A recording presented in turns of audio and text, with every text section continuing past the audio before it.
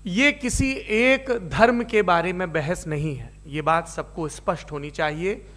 किसी धर्म को महान बताने या किसी धर्म को कमतर बताने की ये बहस नहीं है। तो यदि कोई इस उम्मीद से देख रहा है या यहाँ आया है तो मैं आपको आश्वस्त करना चाहता हूं कि आपको नाउम्मीदी हाथ लगेगी। इस बहस में बहुत ज़्यादा धार्मिक प्रतीकों के इस्तेमाल को लेकर भी ये दोनों लोग जो अभी आपको गंभीर दिख रहे हैं भले लोग हैं, कल शाम को चाय पर मिले थे, बहुत हंसी मजाक भी इनके बीच हुआ था और गलबैयाँ डालते हुए एक तस्वीर भी हुई थी। ये इस बात का प्रमाण है कि इंटरनेट पर जो हल्ला मचा हुआ है उसके मुकाबले ये दोनों लोग बहुत ही अच्छे शांत ढंग से बहस के लिए राजी हो गए हैं। ट्विटर की बातें ट्विटर तक सीमित, एलन मस्क आजकल उसको एक्स कहते हैं। और अब इस बहस की शुरुआत मैं इन विद्वानों का, हालांकि इनको परिचय की जरूरत नहीं पर हो सकता है, हमें पत्रकारिता में सिखाया जाता है कि नेवर अज्यूम, विज्ञान भी यही कहता है। मुफ्ती शमाइल नदवी साहब इस्लामिक विद्वान, शिक्षाविद हैं, कोलकाता के वाहियान फाउंडेशन के संस्थापक हैं, लखनऊ की प्रतिष्ठित दारुल उलूम नदवतुल उलमा से ग्रेजुएशन किया है, सोशल मीडिया और सार्वजनिक मंचों पर अध्यापन और बौद्धिक कामों में सक्रिय हैं और इस समय इंटरनेशनल इस्लामिक यूनिवर्सिटी मलेशिया से पीएचडी कर रहे हैं। अच्छी बात यह है कि पढ़ाई के साथ साथ ट्रैवल ब्लॉग भी बनाते हैं। पेट्रोनस टावर के सामने का ब्लॉग हमने देखा। हमारे साथ जावेद अख्तर साहब हैं। जावेद अख्तर साहब कवि हैं, शायर हैं, गद्य भी लिखते हैं, फिल्मों के लिए संवाद लिखे हैं, गीत लिखे हैं। इससे इतर ये वैज्ञानिक सोच को लेकर या अपने डिक्लेयर्ड एथिज्म को लेकर भी मुखर रहते हैं और अपने तहीं रैशनैलिटी की बात करते हैं। देवियों और सज्जनों, डज गॉड एग्जिस्ट, इस सवाल का जवाब सब अपने अपने तहीं खोजने की कोशिश कर रहे हैं। कोई इसको गॉड डैम पार्टिकल की खोज बताता है, कोई गॉड पार्टिकल की खोज बताता है, कोई हिग्स बोसान की खोज बताता है, कोई ये सवाल जवाब तलाशने की कोशिश करता है कि मास एग्जिस्टेंस में आखिर आया कैसे, हुआ क्या था, सृष्टि के पहले, समय के पहले क्या था। और कोई ये कहता है कि ये सारी खोजें जिस मस्तिष्क में हो रही हैं प्रकृति के क्रम में, वो कैसे विकसित हुआ। मैं उम्मीद करता हूँ कि हम आज इन बुनियादी सवालों के कुछ जवाब हासिल करने में कामयाब हूँ। मैं सबसे पहले मंच पर आमंत्रित कर रहा हूँ मुफ्ती शमाइल नदवी साहब को। आइए सर जी।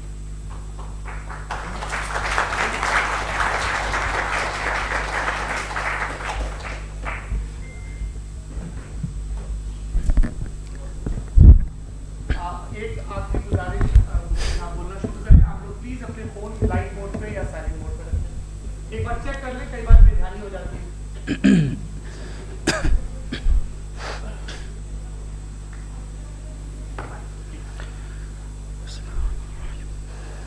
तमाम तारीफ़ें उस क्रिएटर के लिए जिसने इस यूनिवर्स को एक मकसद के तहत पैदा किया है। रिस्पेक्टेड जनाब जावेद अख्तर साहब, मिस्टर सौरभ द्विवेदी और respected audience, thank you all for being here today. आज की डिबेट में चूंकि हम बात करने वाले हैं डज गॉड एग्जिस्ट के टॉपिक पर, तो ये एक ऐसा टॉपिक है जिसके मुताल्लिक कोई भी डिसीजन लेने के लिए अलग अलग स्टैंडर्ड्स हो सकते हैं।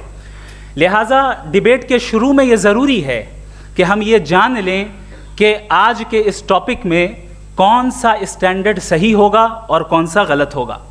सबसे पहला स्टैंडर्ड जिसे मैं समझता हूँ कि हमारे रिस्पेक्टेड जनाब जावेद अख्तर साहब बड़ी तेज़ी के साथ उसकी तरफ लपकेंगे, वो है साइंस। जबकि साइंस दर हकीकत खुदा के एग्जिस्टेंस को डायरेक्टली साबित करने या उसके एग्जिस्टेंस को डिनाई करने के लिए स्टैंडर्ड नहीं बन सकती। और उसकी वजह क्या है, ये मैं नहीं कह रहा, ये वो लोग कह रहे हैं जो साइंस के एक्सपर्ट्स हैं। नेशनल एकेडमी ऑफ साइंस कहती है science doesn't have the processes to prove और disprove the existence of God. Why? क्योंकि साइंस का ताल्लुक एम्पेरिकल एविडेंस से है और एम्पेरिकल एविडेंसेस का ताल्लुक हमारे नेचुरल और फिजिकल वर्ल्ड से है, जबकि गॉड नॉन फिजिकल और सुपर नेचुरल रियलिटी है। लिहाजा नॉन फिजिकल रियलिटी को आप उस टूल के साथ नहीं चेक कर सकते जिसका काम फिजिकल रियलिटी को तलाश करना है। लिहाजा आज इस डिबेट में गॉड की एग्जिस्टेंस को साबित करने या उसे डिनाई करने में साइंटिफिक एविडेंस को एक्सेप्ट नहीं किया जाएगा। दूसरा स्टैंडर्ड हो सकता है रेविलेशन, कि रेविलेशन के जरिए हम ये साबित करें कि गॉड एग्जिस्ट करता है या नहीं। लेकिन ये स्टैंडर्ड भी आज इररेलेवेंट है। क्यों? क्योंकि रेविलेशन मेरे नज़दीक सोर्स ऑफ नॉलेज है, वैलिड सोर्स ऑफ नॉलेज है, लेकिन हमारे जावेद अख्तर साहब के नज़दीक ये वैलिड सोर्स ऑफ नॉलेज नहीं है। लिहाजा आज की डिबेट में मैं एक भी एविडेंस किसी भी मजहबी स्क्रिप्चर से नहीं दूंगा, ताकि जावेद अख्तर साहब के लिए वो अनएक्सेप्टेबल ना हो। तीसरा जो मेयार हो सकता है वो है ऑब्जर्वेशन, कि भाई कोई कहे कि हमें खुदा दिखाओ, अगर है तो दिखाओ, या ये कि खुदा के एग्जिस्टेंस पर एम्पेरिकल एविडेंस दो, तो ये है दर हकीकत गलत टूल का इस्तेमाल करना। ये ऐसा ही है कि जावेद साहब मुझसे ये मुतालबा करें कि मुफ्ती साहब आप मेटल डिटेक्टर के जरिए प्लास्टिक डिटेक्ट करके दिखाएं। अब चूंकि प्लास्टिक डिटेक्ट नहीं हो पा रही है, लिहाजा plastic does not exist. No, you are using the wrong tool. इस टूल से प्लास्टिक को डिटेक्ट नहीं किया जाता। लिहाजा मैं समझता हूं कि गॉड के एग्जिस्टेंस पर एम्पेरिकल एविडेंस का मुतालबा करना एक बचकाना मुतालबा है, और हमारे रिस्पेक्टेड जनाब जावेद अख्तर साहब इस स्टेज से अब बहुत आगे निकल चुके हैं। अब बचता है एक ही स्टैंडर्ड, और वो स्टैंडर्ड है अक्ल, लॉजिक, रीजनिंग। और यही वो स्टैंडर्ड है जिसके तहत गॉड की एग्जिस्टेंस को साबित किया जाएगा या गॉड की एग्जिस्टेंस को डिनाई किया जाएगा। लेकिन चूंकि ये बहुत इंपॉर्टेंट और सेंसिटिव टॉपिक है, इसलिए लॉजिकल आर्ग्यूमेंट भी ऐसा होना चाहिए जो डेफिनेटिव हो, इनडेफिनेटिव ना हो, जो 2 और 2 4 की तरह बिल्कुल वाजे हो, जिसे लॉजिकली रिजेक्ट करना पॉसिबल नहीं हो। फॉर एग्जाम्पल हम कहें हमारे रिस्पेक्टेड मिस्टर सौरभ साहब, ये एक इंसान है और तमाम इंसान कॉन्शियस बीइंग है, लिहाजा नतीजा क्या निकला, हमारे सौरभ साहब भी कॉन्शियस बीइंग है। क्या ये इनडेफिनेट आर्ग्यूमेंट है या डेफिनेट आर्ग्यूमेंट है? ये डेफिनेट आर्ग्यूमेंट है।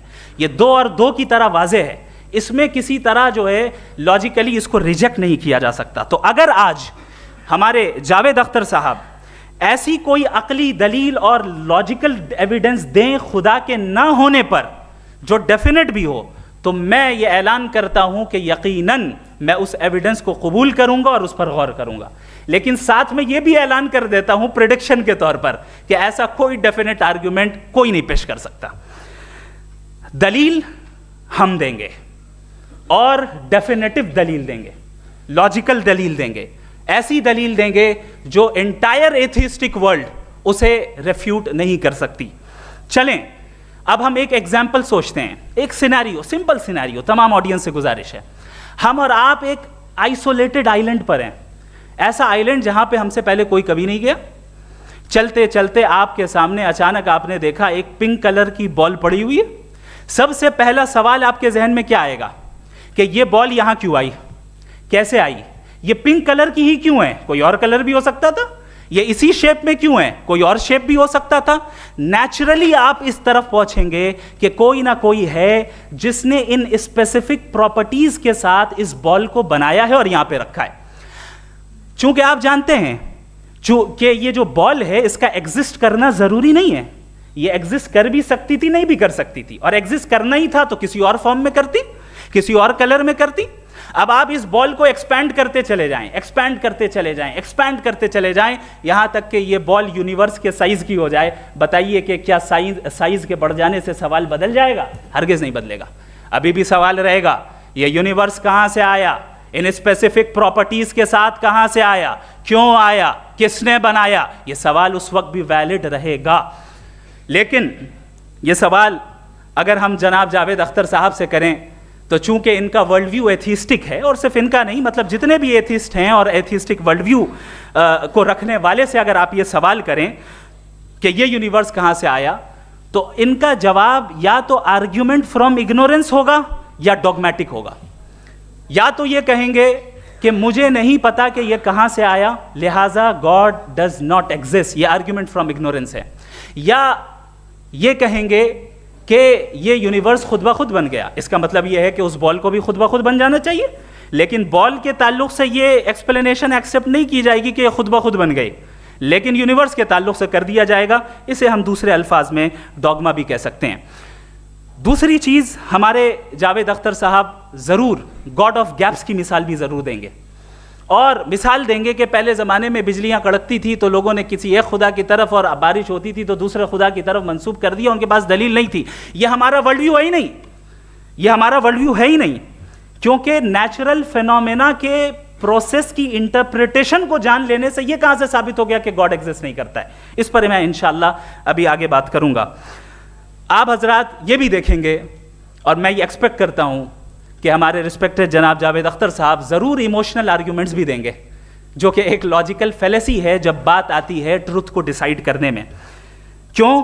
मिसाल के तौर पर वो कहेंगे कि अगर गॉड है तो ईविल क्यों एग्जिस्ट करता है, जबकि मैं कहता हूं ईविल का एग्जिस्ट करना गॉड के एग्जिस्ट करने की दलील है, उसके खिलाफ नहीं है।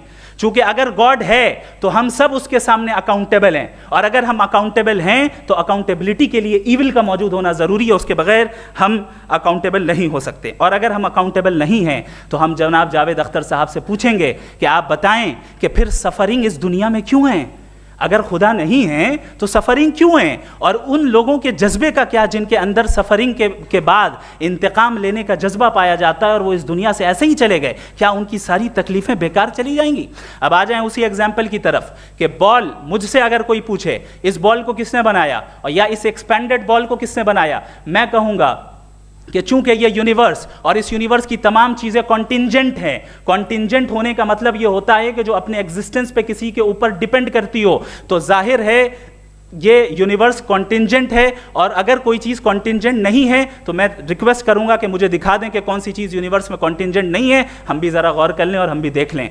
और जब कॉन्टिंजेंट चीज़ें मौजूद हैं तो फिलोसोफर्स की इस्तिलाह के मुताबिक, हम उस टर्मिनोलॉजी के मुताबिक हम उस जगह तक पहुंचते हैं और उस हस्ती तक पहुंचते हैं जिसे नेसेसरी बीइंग कहा जाता है, कि ये वो नेसेसरी बीइंग है जिसका मौजूद ना होना नामुमकिन हो। चूंकि अगर ये मौजूद ना हो तो सारी चीज़ें एग्जिस्टेंस में आएंगी ही नहीं, और ये सारी कॉन्टिंजेंट चीज़ें उसी के ऊपर डिपेंड करती हैं।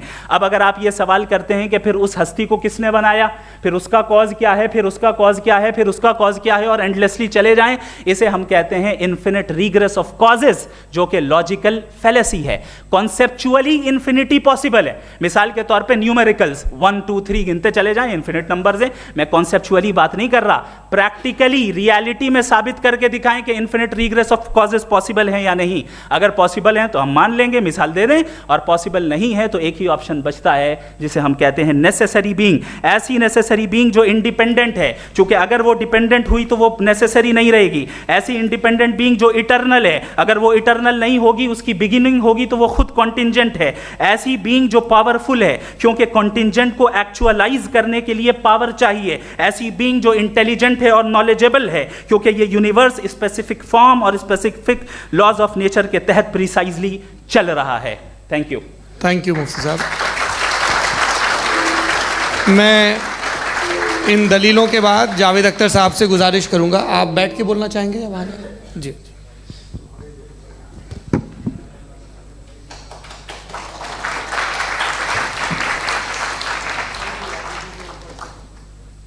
पहले तो मैं मुफ्ती साहब को एक अच्छी खबर देना चाहूँगा कि मेरी नॉलेज साइंस के बारे में बड़ी मामूली है, तो आप फिक्र ना करें उसकी, लेकिन कुछ कॉमन सेंस है मुझ में।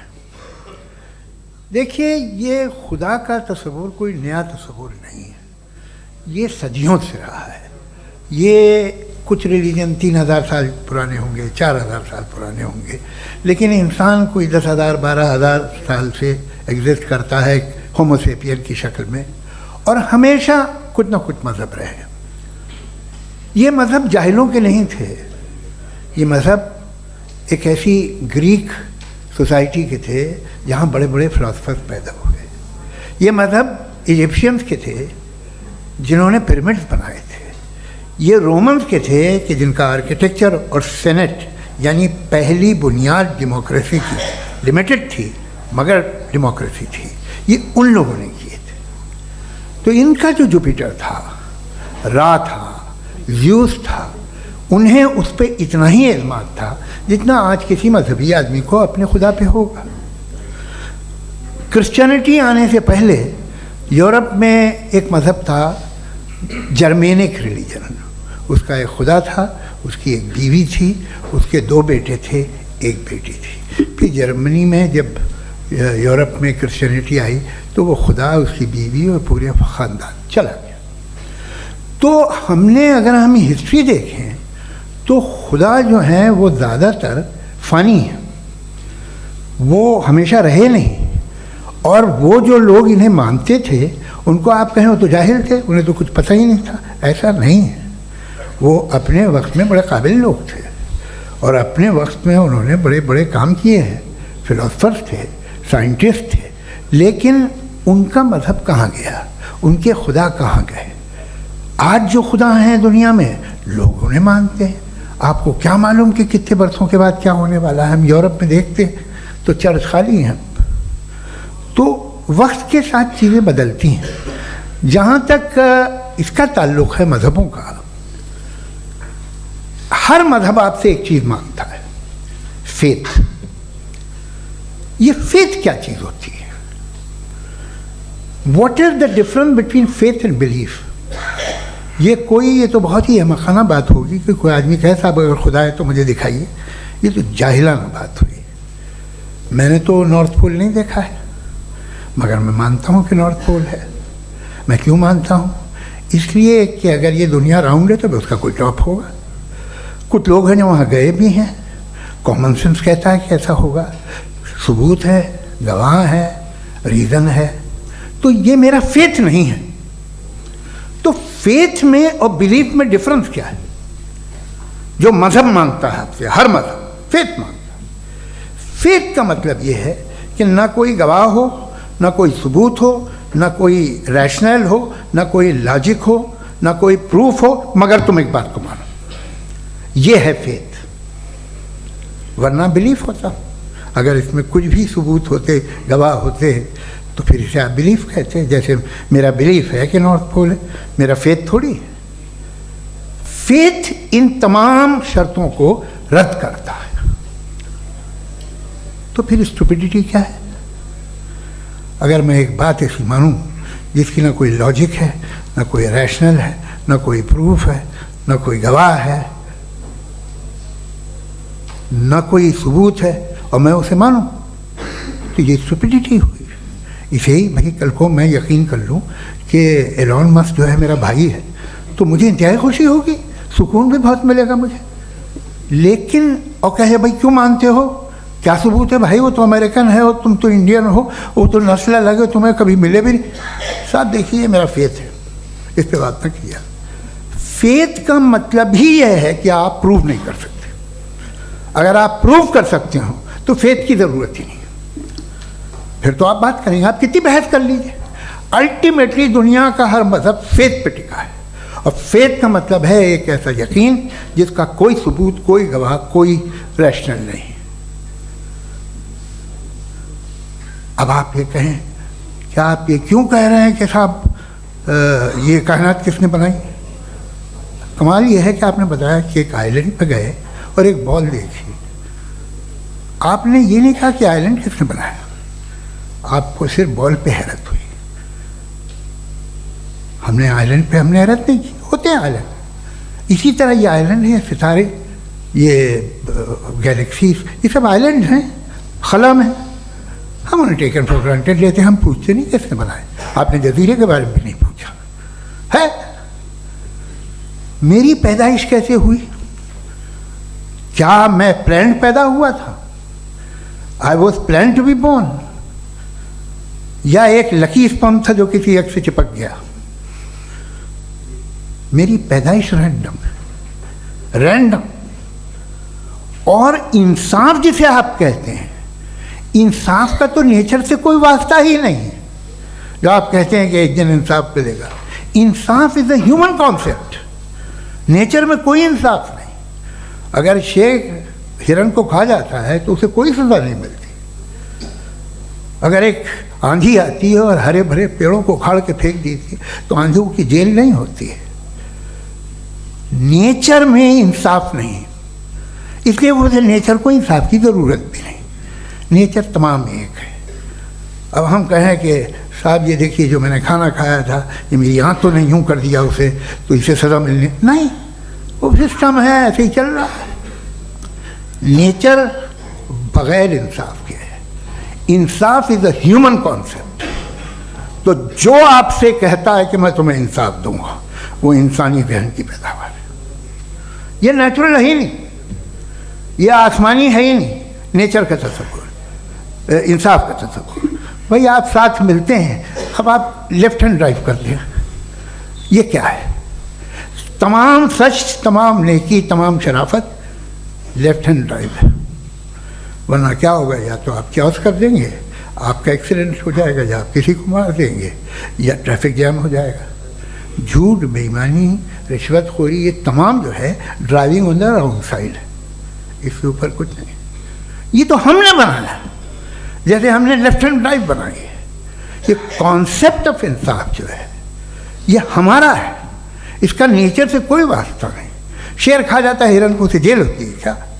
कुछ भी नहीं, है ही नहीं।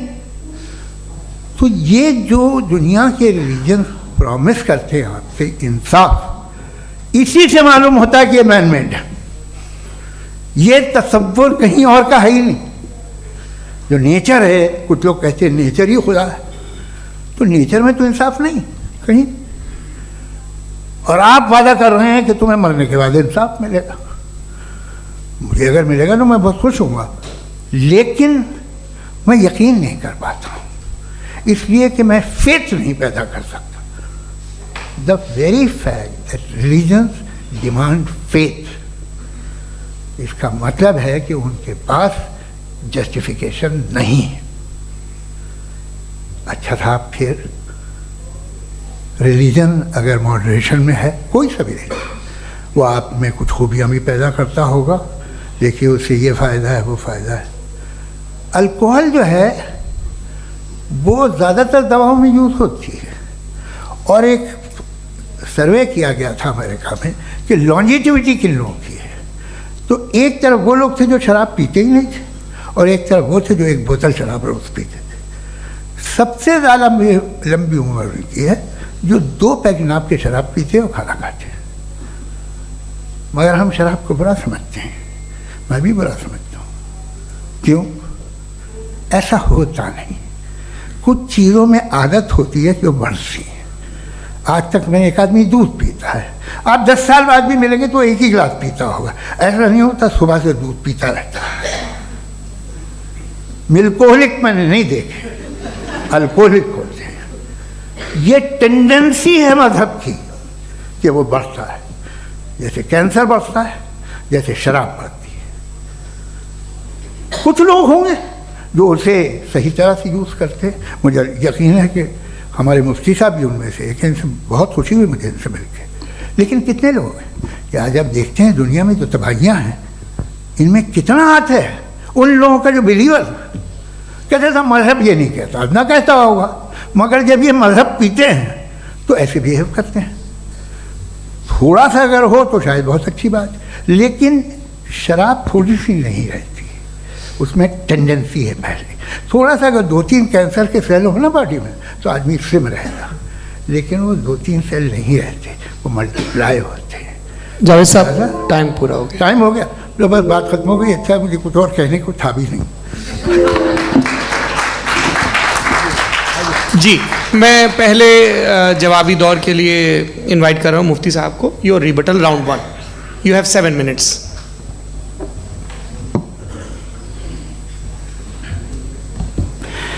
Thank you very much Javed साहब, आपकी बात को सुनकर बड़े महजूज हुए हम लोग। महजूज, do you understand? We enjoyed. Okay, अब थोड़ा सा लॉजिकली उसको हम लोग देखते हैं। दरअसल हम लोगों ने कल गुजारिश की थी मुफ्ती साहब से भी, जावेद साहब से भी, कि हिंदुस्तानी ज़बान आम फहम सबको समझ में आ जाए, और जहाँ कहीं आप मुश्किल शब्द इस्तेमाल करें वहाँ बताते भी चलें। Thank you. तो सबसे पहले हमारे रिस्पेक्टेड जावेद साहब ने हवाला दिया कि खुदा फ़ानी है। कितने मजहब आगे चले गए, किसी ने जुपिटर को खुदा माना, किसी ने किसी को माना। मैं कहता हूँ जिसने कॉन्टिंजेंट चीज़ को खुदा माना, गलत माना, वो खुदा ही नहीं, वो खुदा ही नहीं है। हम तो नेसेसरी बीइंग को साबित करने बैठे हैं, वो नेसेसरी कॉज जो इटरनल है, जो अबदी भी है और अजली भी है। हम किसी और को साबित करने नहीं बैठे। दूसरी चीज़, उन्होंने कहा कि फेथ एंड बिलीफ, ये एक ऐसी डेफिनेशन है फेथ की जो इन्होंने पहली मर्तबा पेश की है, या माफ कीजिएगा इन्होंने पहली मर्तबा पेश नहीं की है, रिचर्ड डॉकिंस ने पहली मर्तबा पेश की है। मुझे मालूम है ये सोर्स कहां से है। एपिस्टेमोलॉजिकली फेथ और बिलीफ का फर्क आप इस तरह नहीं कर सकते सर। फेथ सही भी होता है, गलत भी होता है, बिलीफ सही भी होता है, गलत भी होता है। जो लॉजिक, रीजन और एविडेंस से बैक्ड होगा वो फेथ सही होगा। और आप जिस फेथ की बात कर रहे हैं कि इलॉजिकल है और उसके पीछे नहीं है, तो we are on the same page. हम नहीं मानते उस फेथ को, जो फेथ ऐसा हो जिसके पीछे कोई लॉजिक ना हो, एविडेंस ना हो, हम नहीं मानते। हम तो उस फेथ के कायल हैं जिसके पीछे लॉजिक हो और एविडेंस हो। तो बिलीफ सही भी होता है, गलत भी होता है, फेथ भी सही होता है और गलत भी होता है। तो आज फेथ और बिलीफ के डिफरेंस पे बात नहीं हो रही। आज आप चाहे फेथ एक्सेप्ट कर लें या बिलीफ एक्सेप्ट कर लें, आज ये बात होगी कि ट्रूथ क्या है, चाहे ट्रू बिलीफ सही है या ट्रू फेथ सही है, और फॉल्स फेथ क्या है और फॉल्स बिलीफ क्या है, बात इस पे हो रही। दूसरी चीज इन्होंने पूछा स्टुपिडिटी फिर क्या है। अगर फेथ रिलीजन स्टुपिडिटी नहीं है तो और क्या है? चूंकि फेथ का मुतालबा करते हैं तो स्टुपिडिटी क्या है? मैं कहता हूं स्टुपिडिटी एथिज्म है। उसकी वजह यह है कि आप एक सड़क पे जा रहे हो और आप किसी गार्डन में जाएं और देखें वहां लिखा है फूलों के साथ I love Javed Akhtar, and I really do, I love you sir.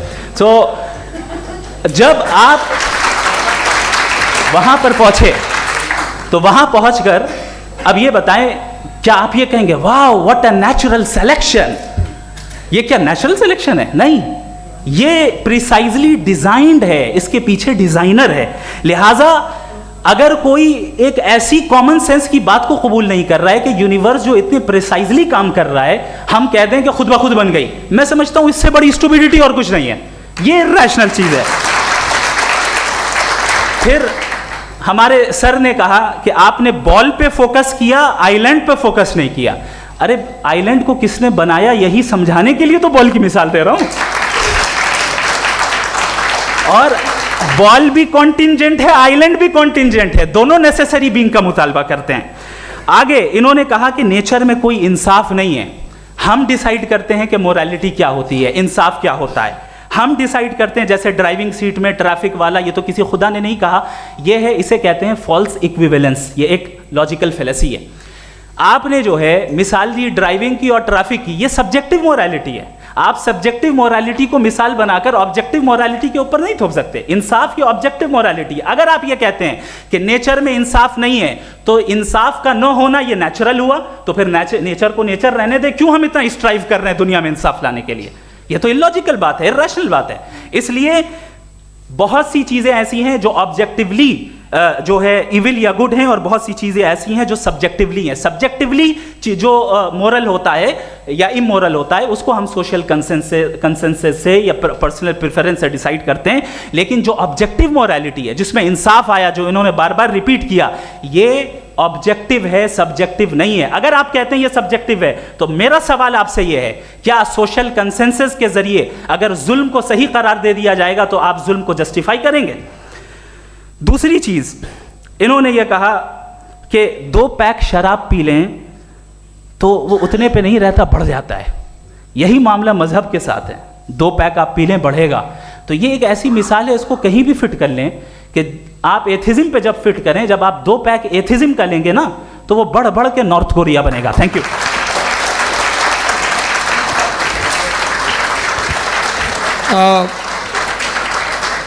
First round के रिबटल के लिए मैं जावेद साहब को इनवाइट कर रहा हूं। आपके पास 7 मिनट का वक्त है, रीसेट कर दीजिएगा प्लीज। मुझे इस बात की खुशी है कि मुफ्ती साहब ने भी मान लिया कि नेचर में कोई इंसाफ नहीं है। तो कोई भी चीज़ जो इंसान ने नहीं बनाई है उसमें इंसाफ नहीं होता है। एक बात मैं आपसे अर्ज़ करूं, ज़रा पता लगा लीजिएगा, ये जो आप बाग में जाते हैं बेहद खूबसूरत फूल देखते हैं ना, इनमें से कोई नेचुरल नहीं है। ये सारे फूल क्रॉस करके बनाए गए हैं। जो जंगल में फूल होते हैं नहायत मामूली होते हैं। ये फूल इंसानों ने बनाए हैं। जो आप बाग में देख के वाह वाह कहते हैं, ये इंसानों के बनाए हुए हैं। डिफरेंट फूलों को क्रॉस करके, डेवलप करके, फिर क्रॉस करके इस तरह से बनाए गए। नेचुरल फ्लावर नहीं। किसी जंगल वीरान में जाके आप गुलाब के फूल नहीं देखेंगे। ये सब बनाए हुए इंसान ने, बहुत से काम इंसान ने किए हैं। बाकी है कि आपने मेरी एक बात का जवाब नहीं दिया, जिससे मुझे शिकायत है कि फेथ क्या है और आप फेथ मांगते क्यों हैं मुझसे? आप तो लॉजिकल हैं, आपके पास तो सारे रैशनल्स हैं, आपके पास सारे सबूत हैं, तो आपको फेथ की डिमांड क्यों करते हैं कि भाई तुम सरेंडर कर दो और सवाल मत करो? कोई मजहब सारे सवाल करने की इजाज़त नहीं देता है और मना करता है कि ज़्यादा सवाल ना करो, बह जाओगे तुम। आप क्यों रोकते हैं? हकीकत यह है कि इंसानी तारीख क्या है। इंसानी तारीख ये है कि दुनिया में दो तरह के लोग हुए हैं। एक वो जिन्होंने अपनी लाइल्मी की परस्तिश की है, दूसरे वो जिन्होंने अपनी इग्नोरेंस या लाइल्मी से झगड़ा किया है और मालूम किया है कि क्या है। ये जो आप कह रहे हैं, आज आप हैरान हैं कि भाई ये यूनिवर्स कैसे बनी। लोग हैरान थे कि सूरज डूबता है तो इधर से कैसे निकलता, और आप एक कदम जाके हमेशा का मानने को तैयार है, एक कदम पीछे ही मान जाइए। भाई आप इसके बाद जाते हो, कहते सवाल ना करना कि ये कहाँ से आया, ये पावर तो हमेशा से हमेशा रहेगी। तो आप यूनिवर्स के बारे में मानने में क्या तकलीफ है? एक कदम पहले रुक जाइए, ये हमेशा से थी या नहीं थी हमें मालूम नहीं है। और ये कहना कि हमें मालूम नहीं है, कमाल ये है कि दुनिया के सारे मजहब सब जानते हैं ये दुनिया कैसे बनी थी, कैसे मिटेगी, मरने के बाद क्या होगा, इनको सब इल्म है। इनको किसी को डायनासोर होते थे पहले ये नहीं पता था, किसी को नहीं पता। किसी भी दुनिया की मजहबी किताब में डायनासोर का जिक्र नहीं है, लेकिन बाकी सब बातें, how to make universe in 4 easy lessons and बाकी सब पता है। जिसको सब पता है वो गड़बड़ है। हम में ये इनकिसार, ये ह्यूमिलिटी होनी चाहिए कि हम ये कहें कि हमें ये बहुत सारी बातें नहीं मालूम, लेकिन हम उनकी परस्तिश ना करना, अपनी लाइल्मी को की परस्तिश ना करें, हम उसे पता लगाने की कोशिश करें। जिस दुनिया में आप बैठे हैं सर, ये हॉल जो है, ये इलेक्ट्रिसिटी जो है, ये माइक जो है, जिस हवाई जहाज से आप आए थे, वो जिस कार से आप यहाँ आए हैं, ये सब उन लोगों की बनाई हुई है जिन्होंने सवाल किए थे। ये दुनिया जिसमें आप आज आराम से हैं, ये उन लोगों की बनाई है कि जिन्होंने सवाल किए थे, और हर स्टेज पे इन सवालों को मकरूह कहा गया था, गलत कहा गया था। आप ज़रा तारीख पढ़िए, एक बड़ी दिलचस्प किताब है बर्ट्रैंड रसेल की, जिसमें उसने रिलीजन एंड साइंस कि कब से रिलीजन जो है साइंस के अगेंस्ट है, और हद तो ये है कि भाप के इंजन के खिलाफ थे, स्टीम इंजन के भी खिलाफ थे, और फतवे हुए उन पर, वेटिकन ने दिए। तो ये हमेशा, अभी जैसे ही ये राइट विंगर आते हैं अमेरिका में पावर में, तो वो जो अपना ये क्या बोलते हैं उसे, सीड क्या बोलते हैं, सीड क्या जो, हाँ नहीं सीड जो होते हैं जिन पे जी, नहीं भाई, वो जो ह्यूमन बॉडी के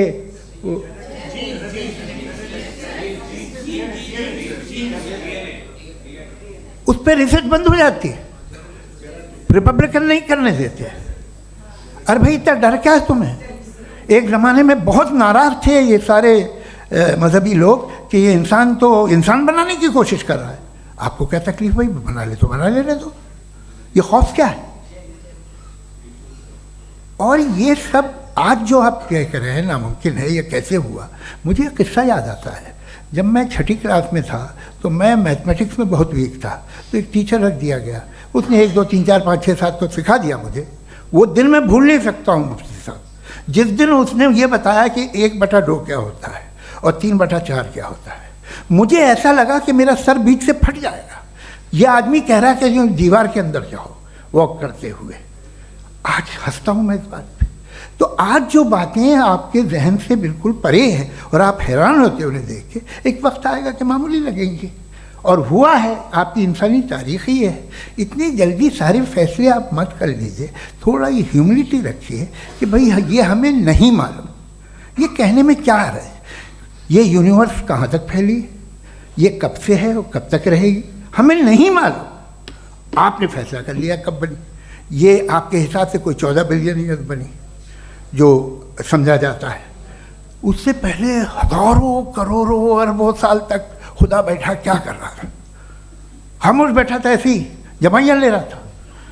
फिर उसे आइडिया आया, यार एक काम करते, वक्त अच्छा गुजर जाएगा, यूनिवर्स बनाते हैं।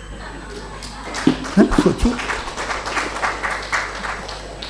वो तो हमेशा से है ना, मगर यूनिवर्स हमेशा से नहीं है, ये तो बनाई गई है।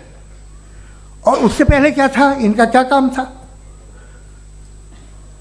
कैसी बात है, ये बड़ा आसान है। जो बात हमें आज धीरे धीरे पता चली है, बरसों 2000 और 2500 साल पहले आपको किसी ने बता दिया कि क्या था, आप मान गए, और तब से वही मान रहे हैं जो 2500 साल पहले कहा गया था। सब कुछ बदल गया है, सॉल्व हो रही हैं चीज़ें। अभी साइंस बिल्कुल दावा नहीं करती, या कोई फिलोसफर ये दावा नहीं करता कि हमें सब मालूम, बल्कि वो कहता है कि हमें जितना मालूम होता है उससे ये मालूम होता है कि हमें कितना कम मालूम। तो हम अपनी जहालत से लड़ें, उसकी परस्तिश न करें। जी, टाइम है। Thank you so much. मैं तर्कों की श्रृंखला में राउंड 2 के लिए मुफ्ती साहब को आमंत्रित कर रहा हूँ। आपके पास एक बार फिर से 7 मिनट का वक्त है। शुक्रिया। जनाब जावेद अख्तर साहब कई मरतबा दोहरा रहे हैं कि फ़ेथ का मतलब बताइए, फ़ेथ का मतलब बताइए। मैंने बता दिया, फ़ेथ सही भी होता है, गलत भी होता है। और आज हम फ़ेथ पे बात नहीं कर रहे, हम ट्रुथ और डज गॉड एग्जिस्ट पे बात कर रहे हैं। क्या डज गॉड एग्जिस्ट, ये ट्रुथ यानी गॉड है या नहीं है, इसमें से दोनों ट्रुथ क्या है। अब आप उसे फेथ कह लें, बिलीफ कह लें, नॉट माई बिजनेस। उसके बाद आपने कहा कि भाई सवाल करने से मजहब रोकता है। मैं कहता हूं जो रोकता है वो रोकता होगा, मैं नहीं रोकता, बल्कि सवाल करें, सवाल करना चाहिए। सवाल कर करके तो हम आगे बढ़ते हैं, तरक्की करते हैं, और इसीलिए मैं आज यहां पे आया हूं। लेकिन सवाल सिर्फ खुदा से नहीं होगा, आपसे भी होगा। सवाल एथिज्म से भी होगा, सवाल सिर्फ मजहब से नहीं होगा, सबसे होगा। और आज मैं सवाल करूंगा और उम्मीद है कि आप जवाब देंगे। अभी तक आपने वैसे कॉन्टिंजेंसी आर्गुमेंट का कोई जवाब नहीं दिया है। चलें, आपने कहा यूनिवर्स के बारे में इटर्नल क्यों नहीं बोल देते। ये चूंकि लॉजिकली पॉसिबल ही नहीं है कि यूनिवर्स इटर्नल हो। यूनिवर्स एक कॉन्टिंजेंट चीज़ है जो टाइम एंड स्पेस के पाबंद है, टाइम एंड स्पेस से बाउंड है। जो टाइम एंड स्पेस से बाउंड होगा वो कॉन्टिंजेंट होगा, जो कॉन्टिंजेंट होगा वो उसकी बिगिनिंग हुई होगी, जिसकी बिगिनिंग हुई होगी वो इटर्नल नहीं हो सकता। ये तो कॉमन सी बात है। आपने कहा कि किसी मजहबी किताब में डायनासोर का जिक्र नहीं है। अफसोस कि आज तक किसी मैथमेटिक्स के किताब में मुझे डायनासोर का जिक्र नहीं मिला। तो इसका मतलब मैथमेटिक्स की किताब बेकार है? नहीं, उसका वो टॉपिक नहीं है। रेवलेशन का और मजहबी किताबों का टॉपिक ये नहीं है कि आपको आके बताए साइकिल कैसे बनाते हैं, या आकर ये बताएं कि जो है डायनासोर कब था। वो तो मोरालिटी सिखाने आया है, गॉड के बारे में बताने आया, नॉन फिजिकल रियलिटी की हकीकत को सिखाने के लिए आया। रिलीजियन साइंस को रोकता है? नहीं रोकता। अगर रोकता है तो गलत करता है। रिलीजियन साइंटिज्म को रोकता है, जिसमें हमारे जावेद साहब मुब्तला हैं। साइंस और साइंटिज्म में फर्क है। साइंटिज्म यह है कि आप समझें कि साइंस और साइंटिफिक मेथोडोलॉजी ये नॉलेज को हासिल करने का वाहिद सोर्स ऑफ नॉलेज है। यह है साइंटिज्म। हम इसे रिजेक्ट करते हैं। हम साइंस को तो तरक्की करते हैं, भाई आप हमारी पूरी तारीख कर लें, पढ़ लें तो आपको पता चल जाएगा। बहरहाल ये अलग टॉपिक है। उसके बाद इन्होंने एक लफ्ज़ कहा, वेटिकन ने फतवा दिया। वेटिकन का फतवे से कोई ताल्लुक नहीं है, दोनों कॉन्ट्राडिक्टरी अल्फाज हैं। उसके बाद उन्होंने कहा कि भाई हमें नहीं मालूम। अगर नहीं मालूम तो क्लियरली कह देना कि नहीं मालूम है, इसमें क्या हर्ज है। तो वही तो मैं कह रहा हूं ना कि आप कह दें कि नहीं मालूम, लेकिन क्लेम क्यों कर रहे हैं कि गॉड एग्जिस्ट नहीं कर रहा है। आप कह दें नहीं मालूम है, हो सकता है हो सकता ना हो, लेकिन आप क्लेम कर रहे हैं। The moment you say God does not exist, this is a claim, and now the burden of proof is upon you too, जैसे हमारे ऊपर है। और क्यों है मैं बताता हूं, क्यों है ये भी मैं बताता हूं। फिलोसॉफिकली जो क्लेम होता है ना, सिर्फ ये नहीं होता कि इंसान कहे पॉजिटिव क्लेम करे और नेगेटिव क्लेम करे तो बर्डन ऑफ प्रूफ नहीं है। आप मिसाल के तौर पे मैं कहूं कि फुला उस कमरे में कोई नहीं है, मैंने एक नॉलेज का क्लेम किया है। उस कमरे में कोई नहीं है, मैंने एक नॉलेज का क्लेम किया। या तो मैं कहूं मुझे नहीं पता, हो भी सकता है नहीं भी हो सकता है, this is not a claim. लेकिन जब मैं कह रहा हूं कि वहां कोई नहीं है, या मैं कह रहा हूं वहां कोई है, दोनों क्लेम है और दोनों के ऊपर बर्डन ऑफ प्रूफ है। हमारे ऊपर भी बर्डन ऑफ प्रूफ है। मैंने कंटिंजेंसी आर्ग्यूमेंट दिया, इसे तोड़कर दिखाइए। आखिरी चीज, इन्होंने कहा कि खुदा दुनिया बनाने से पहले 150 साल पहले या करोड़ों साल पहले क्या कर रहा था? अरे हजरत, चलें, बहरहाल मैं जवाब दे देता हूं, आप हमारे रिस्पेक्टेड पर्सनैलिटी हैं, अगर आप नहीं होते तो मैं ऐसे एंटरटेन ही नहीं करता। टाइम, ये 100 साल पहले या 100 साल बाद, पहले बाद में अभी, ये वो अल्फाज हैं जिनका ताल्लुक टाइम से है। टाइम शुरू ही हुआ है यूनिवर्स की बिगिनिंग के बाद, तो उसके पहले खुदा क्या कर रहा था? सवाल इलॉजिकल है, ये फेलेसी है। यानी आप ये कह रहे हैं कि यूनिवर्स के बनने से पहले खुदा क्या कर रहा था? टाइम के बनने से पहले, पहले का ताल्लुक टाइम से, टाइम उस वक्त था ही नहीं, तो ये सवाल ही इनवैलिड है खुदा के ताल्लुक से। दूसरी चीज, आर्ग्यूमेंट ऑफ कंटिंजेंसी जो मैंने आपके सामने पेश की है, आपने बार बार ये प्रूफ किया और ये कह रहे हैं कि गॉड ऑफ गैप्स। देखिए, पहले नहीं मालूम था, साइंस ने कर दिया। सिंपल्स की मिसाल से मैं समझा देता हूं। जिस गैप्स की आप बात कर रहे हैं ना, साइंस उन गैप्स को जिन चीज के जरिए भी प्रूव करेगा वो कॉन्टिंजेंट ही होगा, अब चाहे वो फोर्स हो, मैटर हो या एनर्जी हो।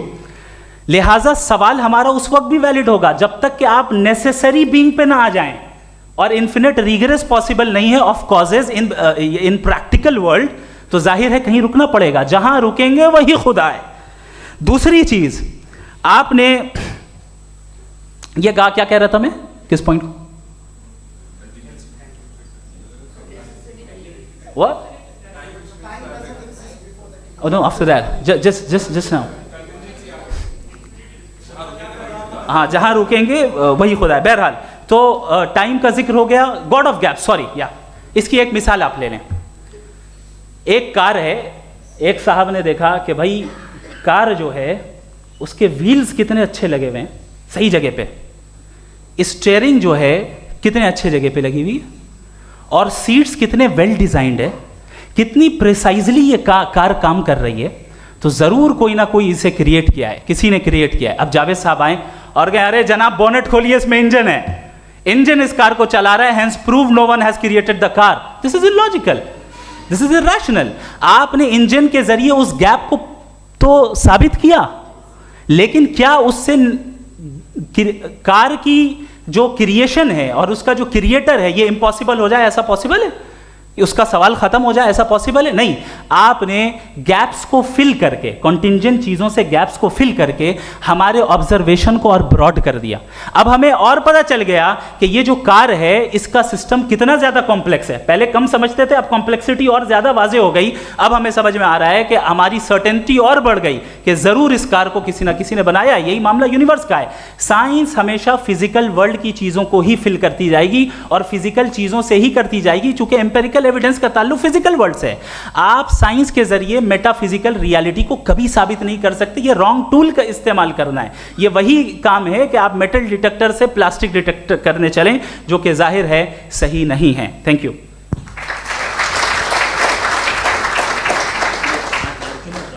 जी, ये आर्ग्यूमेंट का राउंड 2 है। हाँ। 7 मिनट है। पहले तो मैं आपसे अर्ज करूं कि आपने कहा कि जब कायनात ही नहीं थी तो वक्त भी नहीं था, कुछ भी नहीं था। कैसे नहीं था? खुदा था, एक एग्जिस्टेंस तो था ना खुदा का। तो जब खुदा था तो वक्त भी होगा। ऐसा नहीं है कि कुछ भी नहीं था, खुदा था। अच्छा, बाकी एक आपने कहा साहब आप साबित कीजिए, आपके पास भी लॉजिक है या मेरे पास भी लॉजिक है। आप मेरा जिम्मेदारी नहीं है साबित करना कि खुदा है। बर्टन रसल ने बड़ी अच्छी बात कही। बर्टन रसल ने बड़ी अच्छी बात कही। मैं आपसे अगर ये दावा करूं कि एक चाय की केतली मरीख के चारों तरफ घूम रही है, मार्स के चारों तरफ, तो ये आपका काम नहीं है कि आप साबित करें कि कोई चाय की केतली नहीं है। ये मेरा काम है, मैंने दावा किया है। ये दावा तो मजहबी लोग करते हैं कि खुदा है। मैं क्यों साबित करूं कि नहीं है?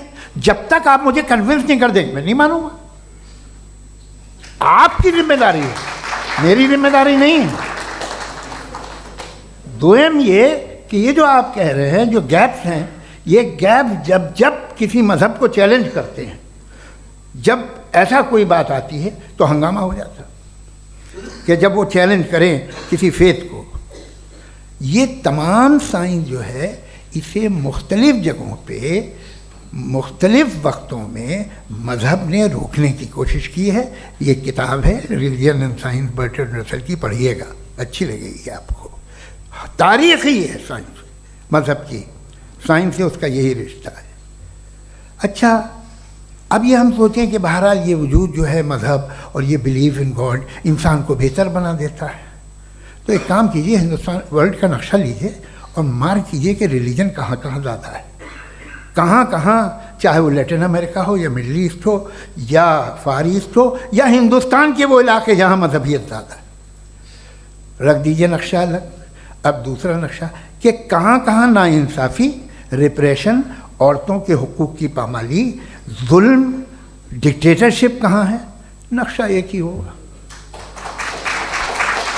तो आप मुझे बताएं कि जो इसका तरकीब इस्तेमाल क्या है, खुदा का तरकीब इस्तेमाल तो बताइए। आप छोटी सी दवा सड़क पे बेचते हैं, उसकी भी तरकीब इस्तेमाल बताते हैं। इसके इस्तेमाल से तो फ़ायदा नहीं हुआ किसी को। जो सारे के सारे ख़राब मुल्क हैं, ख़राब समाज है, वो सारे जुल्म खुदा के नाम पे करते हैं। वो गलत करते हैं, सही करते हैं, मुझे क्या लेना देना उससे। इस्तेमाल से मालूम होता ना। एक विस्की की बोतल कभी शायद देखी हो आपने, लाल रंग की होती है, उस पर रोशनी और छपड़ा इंतहाई खूबसूरत लगती है, क्या बिगाड़ रही है किसी का, उसका इस्तेमाल गलत है, इसलिए आप उसे नापसंद करते हैं।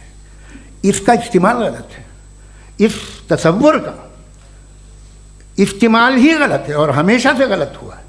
आप देख लीजिए, इंसानी तारीख देख लीजिए, आज देख लीजिए, हिंदुस्तान देखिए, दुनिया देख लीजिए क्या हो रहा है। इसे कैसे इस्तेमाल कर रहे हैं। फेथ वाले लोग क्या फेयर हैं, जस्ट हैं, जो अपने खुदाओं पे यकीन रखते हैं, वो किस तरह के लोग हैं। वो लोगों को इंसाफ देते हैं, वो बेहतर इंसान बने। तो इस दवा का फ़ायदा क्या है। चलो बहुत फ़ायदा हो रहा तो मैं इस्तेमाल कर लूँगा, मुझे तो इस दवा का कोई फ़ायदा दिखता ही नहीं। मुझे तो ऐसा लगता, मैं एक और बात बताऊं, अगर कोई आदमी मजहबी है और अच्छा आदमी है तो मैं उसकी बहुत इज्जत करता हूँ, इसलिए कि मेरा ख्याल है मजहबी आदमी का अच्छा होना मुझसे अच्छा होने से ज़्यादा मुश्किल है। भाई हर चीज़ की एक लिमिट है। आप इतना भाग सकते हैं, इतना नहीं भाग सकते, इतना वज़न उठा सकते, इतना नहीं उठा सकते, इतना दूर देख सकते हैं, इतना दूर नहीं देख सकते। उसी तरह कॉमन सेंस कहता है कि आप में नेकी का भी एक कोटा होगा। अब आप अगर सुबह जाते हैं अपनी इबादत गाह और इबादत करते हैं, तो बाहर निकलते हैं तो आप तो यही महसूस करते हैं कि आपने एक बहुत अच्छा काम किया, आपकी नेकी का एक बहुत बड़ा कोटा खर्च हो गया जिससे किसी का कोई फ़ायदा नहीं हो। मैं तो नहीं जाता हूँ तो मुझे तो किसी को खाना खिलाना पड़ेगा, किसी बेवा की मदद करनी पड़ेगी। मैं अपना कोटा कैसे कंज्यूम करूं। आप अपना कोटा, सारे मजहबी लोग इंतहाई यूजलेस कामों में यूज़ करते हैं। उसके बाद भी अगर आप में बच्ची है थोड़ी सी शराफत, तो भाई वाह क्या बात है।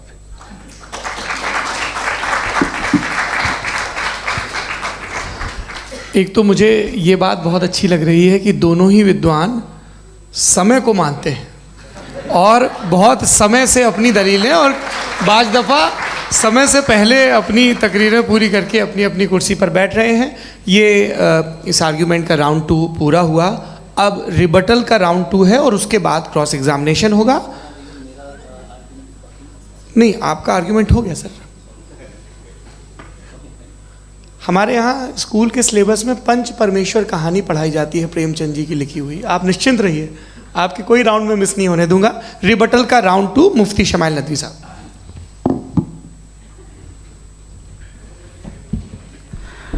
असल में जो हकीकी प्रॉब्लम है, असल प्रॉब्लम है, वो ये है कि जावेद साहब के पास कॉन्सेप्ट ऑफ गॉड क्लियर नहीं है। इन्होंने कहा कि कायनात से पहले खुदा तो था, तब भी तो टाइम होगा। ये टाइम कायनात का हिस्सा है।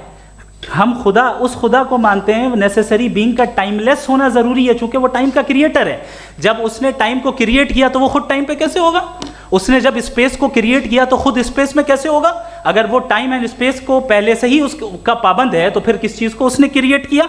लिहाजा ये सवाल गलत है कि खुदा था तो टाइम होगा, बिल्कुल नहीं। टाइम के पाबंद हम हैं, खुदा नहीं है। हम फिजिकल वर्ल्ड से ताल्लुक़ रखते हैं, वो मेटाफिजिकल रियलिटी है। दूसरी चीज़ इन्होंने मिसाल दी कि चाय की केतली हवा में घूम रही होगी, और पता नहीं शायद वो बर्टन रसल का उन्होंने हवाला दिया। बहरहाल यही प्रॉब्लम है। प्रॉब्लम यही है कि हम चीज़ों के दरमियान डिफ्रेंशिएट नहीं कर पाते हैं। ये जो आपने मिसाल दी ये इमेजिनेशन है, और मैं जो साबित कर रहा हूँ वो लॉजिकल नेसेसिटी है। आप इमेजिन करने आए तो कुछ भी करें, जुपिटर में पिंक एलिफेंट होगा, यूनिकॉर्न होगा, करें, उससे कायनात पे क्या फ़र्क पड़ता है। उससे आप लॉजिकल नेसेसिटी साबित नहीं कर सकते। मैं तो उस प्राइम कॉज की बात कर रहा हूं, उस नेसेसरी बीइंग की बात कर रहा हूं जिसके बगैर इस कायनात का एग्जिस्टेंस मुमकिन नहीं है। दूसरी चीज, मजहब को साइंस चैलेंज करती है वगैरह वगैरह, ये हमारा टॉपिक ही नहीं है। मैं इस पर बात करूंगा तो फिर मेरा वक्त चला जाएगा। मजहब के ऊपर चूंकि हमारी डिस्कशन नहीं है, साइंस को मजहब और बिलखुसूस मैं और हमारा वर्ल्ड व्यू कम अज़ कम साइंस को पीछे नहीं करता है, साइंटिज्म की मजम्मत करता है। इसकी वजाहत मैंने पहले कर दी। दूसरी चीज़ इन्होंने कहा वर्ल्ड का नक्शा लीजिए, वर्ल्ड मैप लीजिए, दो अलग अलग जगह की। हज़रत मैंने ये होमवर्क किया था और मैंने मिडिल ईस्ट का एक नक्शा लिया और यूरोप का एक नक्शा लिया, ये मजहबी इलाका और ये लिबरल और एथीस्ट इलाका। मुझे पता चला कि सबसे ज़्यादा रेप केसेस जो हैं वहाँ पर हैं।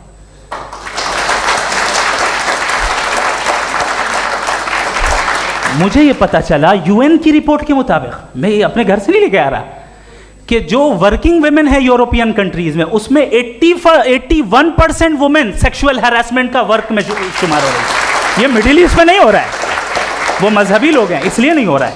दूसरी चीज, आपने ये कहा कि मजहबी आदमी का अच्छा होना हमारे अच्छे होने से बहुत मुश्किल है, बहुत मुश्किल है। तो इसका मतलब यह है कि गॉड के अलावा आपके पास अच्छे और बुरे का कोई स्टैंडर्ड है। मैं चाहूंगा कि कन्वर्सेशनल स्टाइल वाली डिस्कशन और सेगमेंट पे इसी पे बात कर लेते हैं। Thank you very much.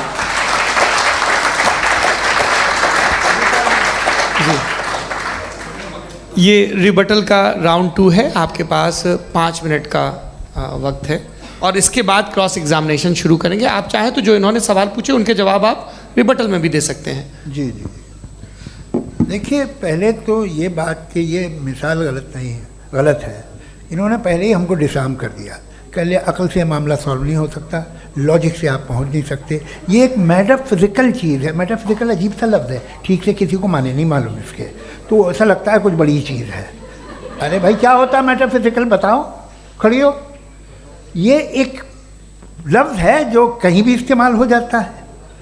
जब आप एक बात कर रहे हैं और आप मुझसे बहस कर रहे हैं तो मुझे मेटाफिजिकल मत बताइए, आप लॉजिकली मुझे प्रूफ किए। और अगर लॉजिकली आप नहीं बात करते साहब ये मेटाफिजिकल है, तो फिर हम आप बात क्या कर रहे हैं? मेरा आपका किस ज़बान में कॉन्वर्सेशन होगा? और ये कहना कि वक्त पहले नहीं था, तो फिर क्यों कहते हैं ये हमेशा से और हमेशा रहेगा? हमेशा वक्त है, तो आप कैसे कहते हैं वो हमेशा से है और हमेशा रहेगा? हमेशा का मतलब है कोई वक्त, अगर वक्त ही नहीं है तो हमेशा कैसे? बाहर वो रहेगा। अब मैं ये देखता हूँ, आपने कहा ना कि वहाँ रेप ज़्यादा होते हैं, तो हम एक बात देखते हैं कि ये दुनिया जिस पे वो कादर मुतलक है, जिसकी मर्ज़ी के बगैर पत्ता भी नहीं हिलता, ओमनीपोटेंट है, ये दुनिया चल कैसे रही है? और इस दुनिया का हाल क्या है? 45,000 बच्चे जो 10 साल की उम्र से कम थे वो गाजा में मरे। भूख से काला हांडी में बच्चे मरते हैं और डिप्थेरिया से मरते हैं।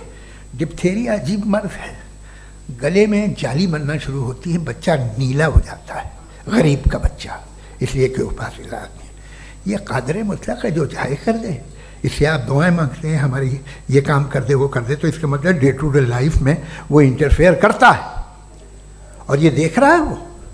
अगर वो वाकई भी है फॉर डिस्कशन सेक, तो मैं जब दुनिया देखता हूँ तो मेरे दिल में उसके लिए कोई इज्जत नहीं पैदा होती। ये क्या कर रहे हो तुम पूरे ऑल पावरफुल हो, ओमनीपोटेंट हो, ओमनी प्रेजेंट हो। तुम तो वहाँ गाजा में रहे होगे ना, तुम हर जगह हो। तुम देख रहे थे कि बच्चे की कैसे धज्जियाँ उड़ रही, तुम देख रहे थे और तुम चाहते हो मैं तुम्हारी परस्तिश करूँगा, तुम हो भी। अरे यार, इसके अच्छे तो हमारे चीफ प्राइम मिनिस्टर हैं, कुछ तो ख्याल करते हैं। कमाल है, आप किसकी इबादत कर रहे हैं? अगर वो है भी, ये दुनिया नाइंसाफी से, जुल्म से, जबर से, तशद्दुद से भरी हुई। और आप ये मत कहिएगा कि वो देख रहा है और वो बताएगा एक दिन। अगर वो देख रहा है और इंटरफेयर नहीं करता तो आप दुआ क्यों मांगते? आप कहते हैं मेरा ये काम करा दे, इसके मतलब है वो दखल दे सकता है, वो आपको नौकरी दिलवा सकता है, भले दूसरे आदमी को न मिले, मगर आपका काम कर देगा चूंकि आपने दुआ मांगी है। तो जब वो आपको नौकरी दिला सकता है, लड़की की शादी कर सकता है, बेटे को ग्रीन कार्ड दिलवा सकता है, तो कम से कम ये जो मर रहे हैं बच्चे, इनको रोक दे, कुछ तो करे। मुझे तो दुनिया में, इस दुनिया का कोई मालिक है, इसका ओमनीपोटेंट कोई रूलर है, और ये दुनिया ऐसी चल रही है। मैं तो चाहूँगा कि भाई ना हो, अगर हो तो बड़ी शर्मिंदगी की बात है। शुक्रिया।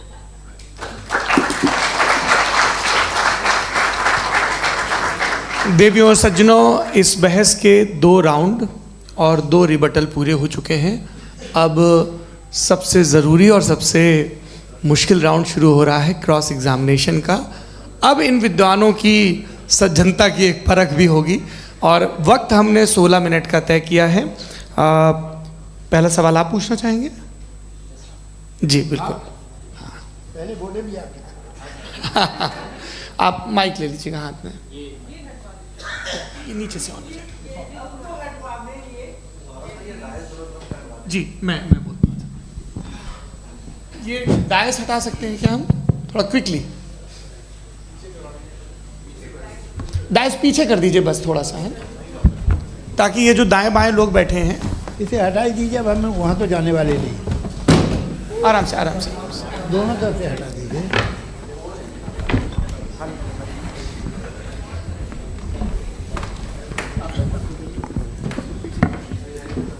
इस बीच आप लोग भी अपने अपने सवाल तैयार कर लें।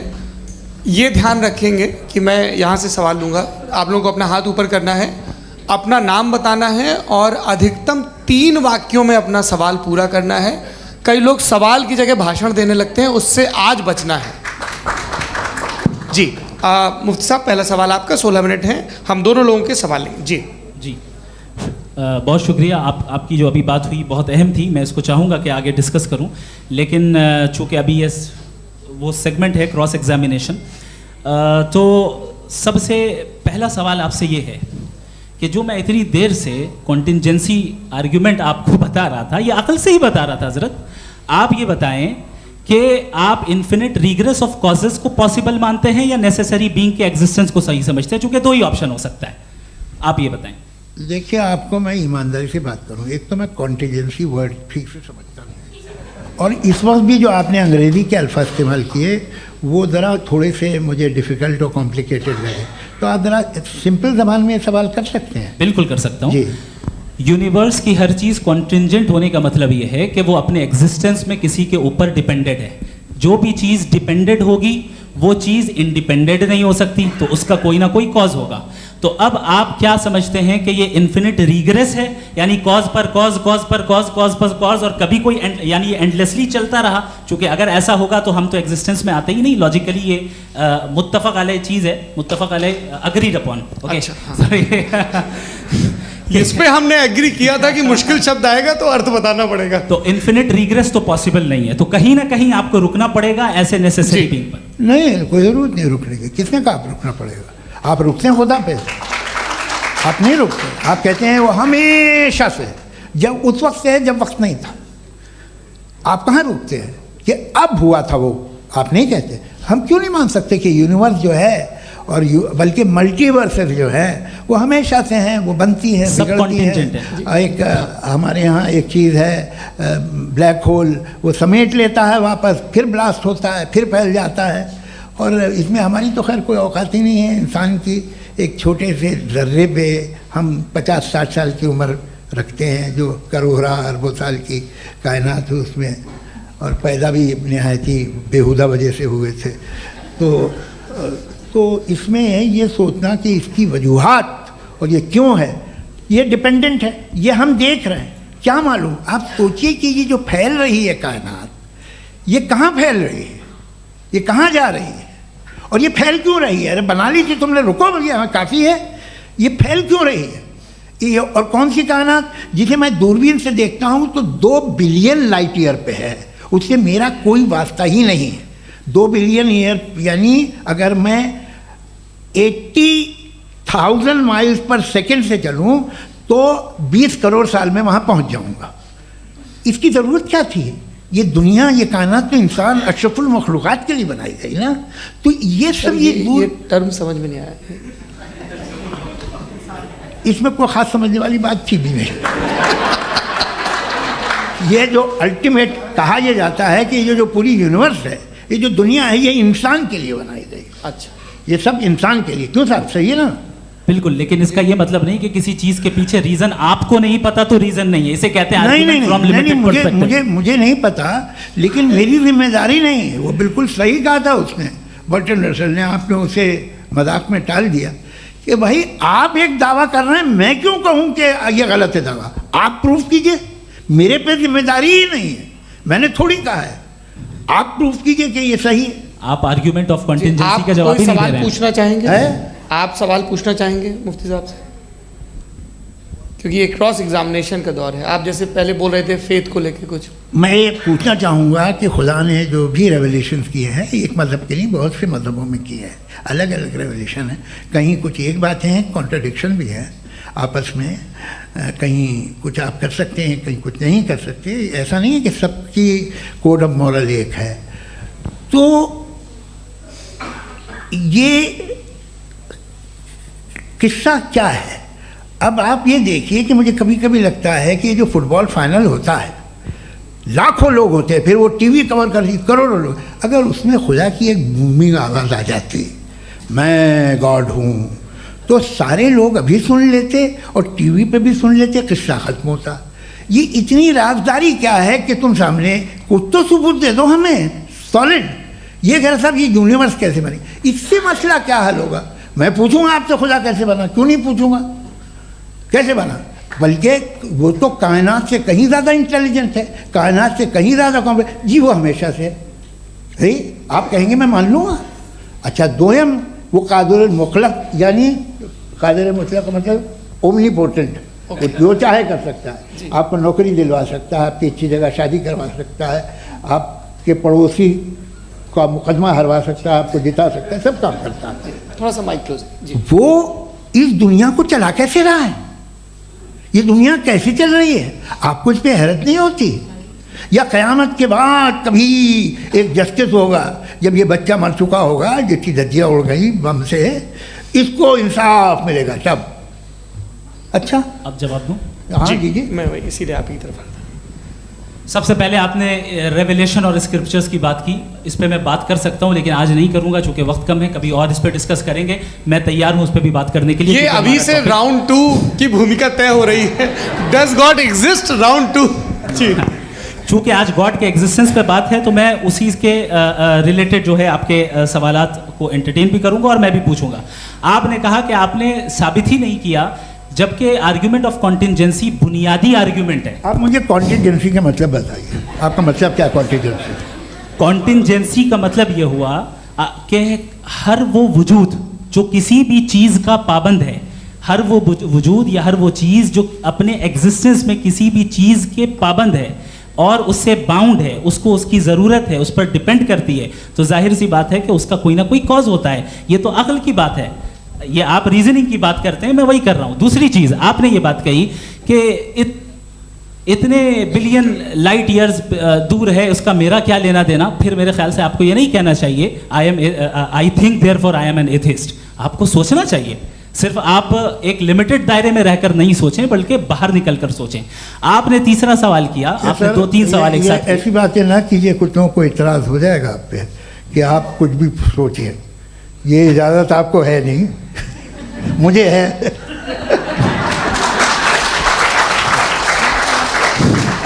जी, आपने प्रॉब्लम ऑफ इविल के ताल्लुक से सवाल किया और बार बार आप एक लफ्ज़ रिपीट कर रहे हैं कि ओमनीपोटेंट गॉड है, ऑल पावरफुल गॉड है। यही तो दरअसल समझना है कि गॉड का कॉन्सेप्ट क्या है। प्रॉब्लम ऑफ इविल जो है, प्रॉब्लम ऑफ इविल दर हकीकत 2 असम्पशंस पर कायम है। अगर आप इन 2 असम्पशंस को समझ जाएं तो ये प्रॉब्लम नहीं रहेगी, आर्ग्यूमेंट आपको समझ में आ जाएगी कि ये कोलैप्स कर जाता है। पॉइंट नंबर 1, यानी जो आपका सबसे पहला फॉल्स असम्पशन है कि गॉड मर्सीफुल है, ओमनीपोटेंट है, दुनिया में जुल्म हो रहा है। लेकिन आपको ये समझना चाहिए कि हमारे वर्ल्ड व्यू के मुताबिक गॉड सिर्फ ओमनीपोटेंट और सिर्फ मर्सीफुल नहीं है। बल्कि वो ऑल वाइज भी है और वो ऑल नोइंग भी है। उसके हर काम के पीछे हिकमत और विजडम है। ये कोई ज़रूरी नहीं है कि वो हिकमत और विजडम आपको समझ में आए या मुझे समझ में आए। अगर आप जो समझ रहे हैं उसके मुताबिक आप फैसला कर रहे हैं, ये लिमिटेड पर्सपेक्टिव से आर्ग्यूमेंट है। और इस चीज़ को हम अपनी दुनिया में, अपने लाइफ में, डेली लाइफ में इस प्रिंसिपल को एक्सेप्ट करते हैं। हम जब किसी डॉक्टर के पास जाते हैं, डॉक्टर के पास जाकर वो अगर उसने हमें कोई दवाई दी है तो हम ये तो नहीं कहते कि जब तक आपके पास जितना नॉलेज और जितना विजडम नहीं है, आपने क्यों ये दवाई दी है, तब तक हम इस चीज़ को एक्सेप्ट नहीं करेंगे। नहीं कहते, हम उसकी अथॉरिटी को तस्लीम करते हैं। क्यों? क्योंकि उसकी हम जानते हैं कि वो नॉलेजेबल है, वो विजडम वाला है, हमसे ज़्यादा नॉलेज और हमसे ज़्यादा विजडम है। बताएं सर। नहीं, डॉक्टर में और खुदा में बड़ा डिफरेंस है। डॉक्टर पढ़ा लिखा होता है, एक तो मैं उसकी बात सुनूंगा। दो ये नहीं कुछ जवाब तो ये भी नहीं है सर। प्लीज आप अगर सब ऑडियंस से बोलने लगेंगे तो फिर मतलब नहीं सिविलाइज्ड बहस का। मतलब आप ये कहें कि चूंकि आप डॉक्टर पे बिलीव करते हैं इसलिए खुदा पे बिलीव किए, क्या ये मिसाल आपको समझाने के लिए आर्गुमेंट है, इस पे आपको एतराज नहीं है। तो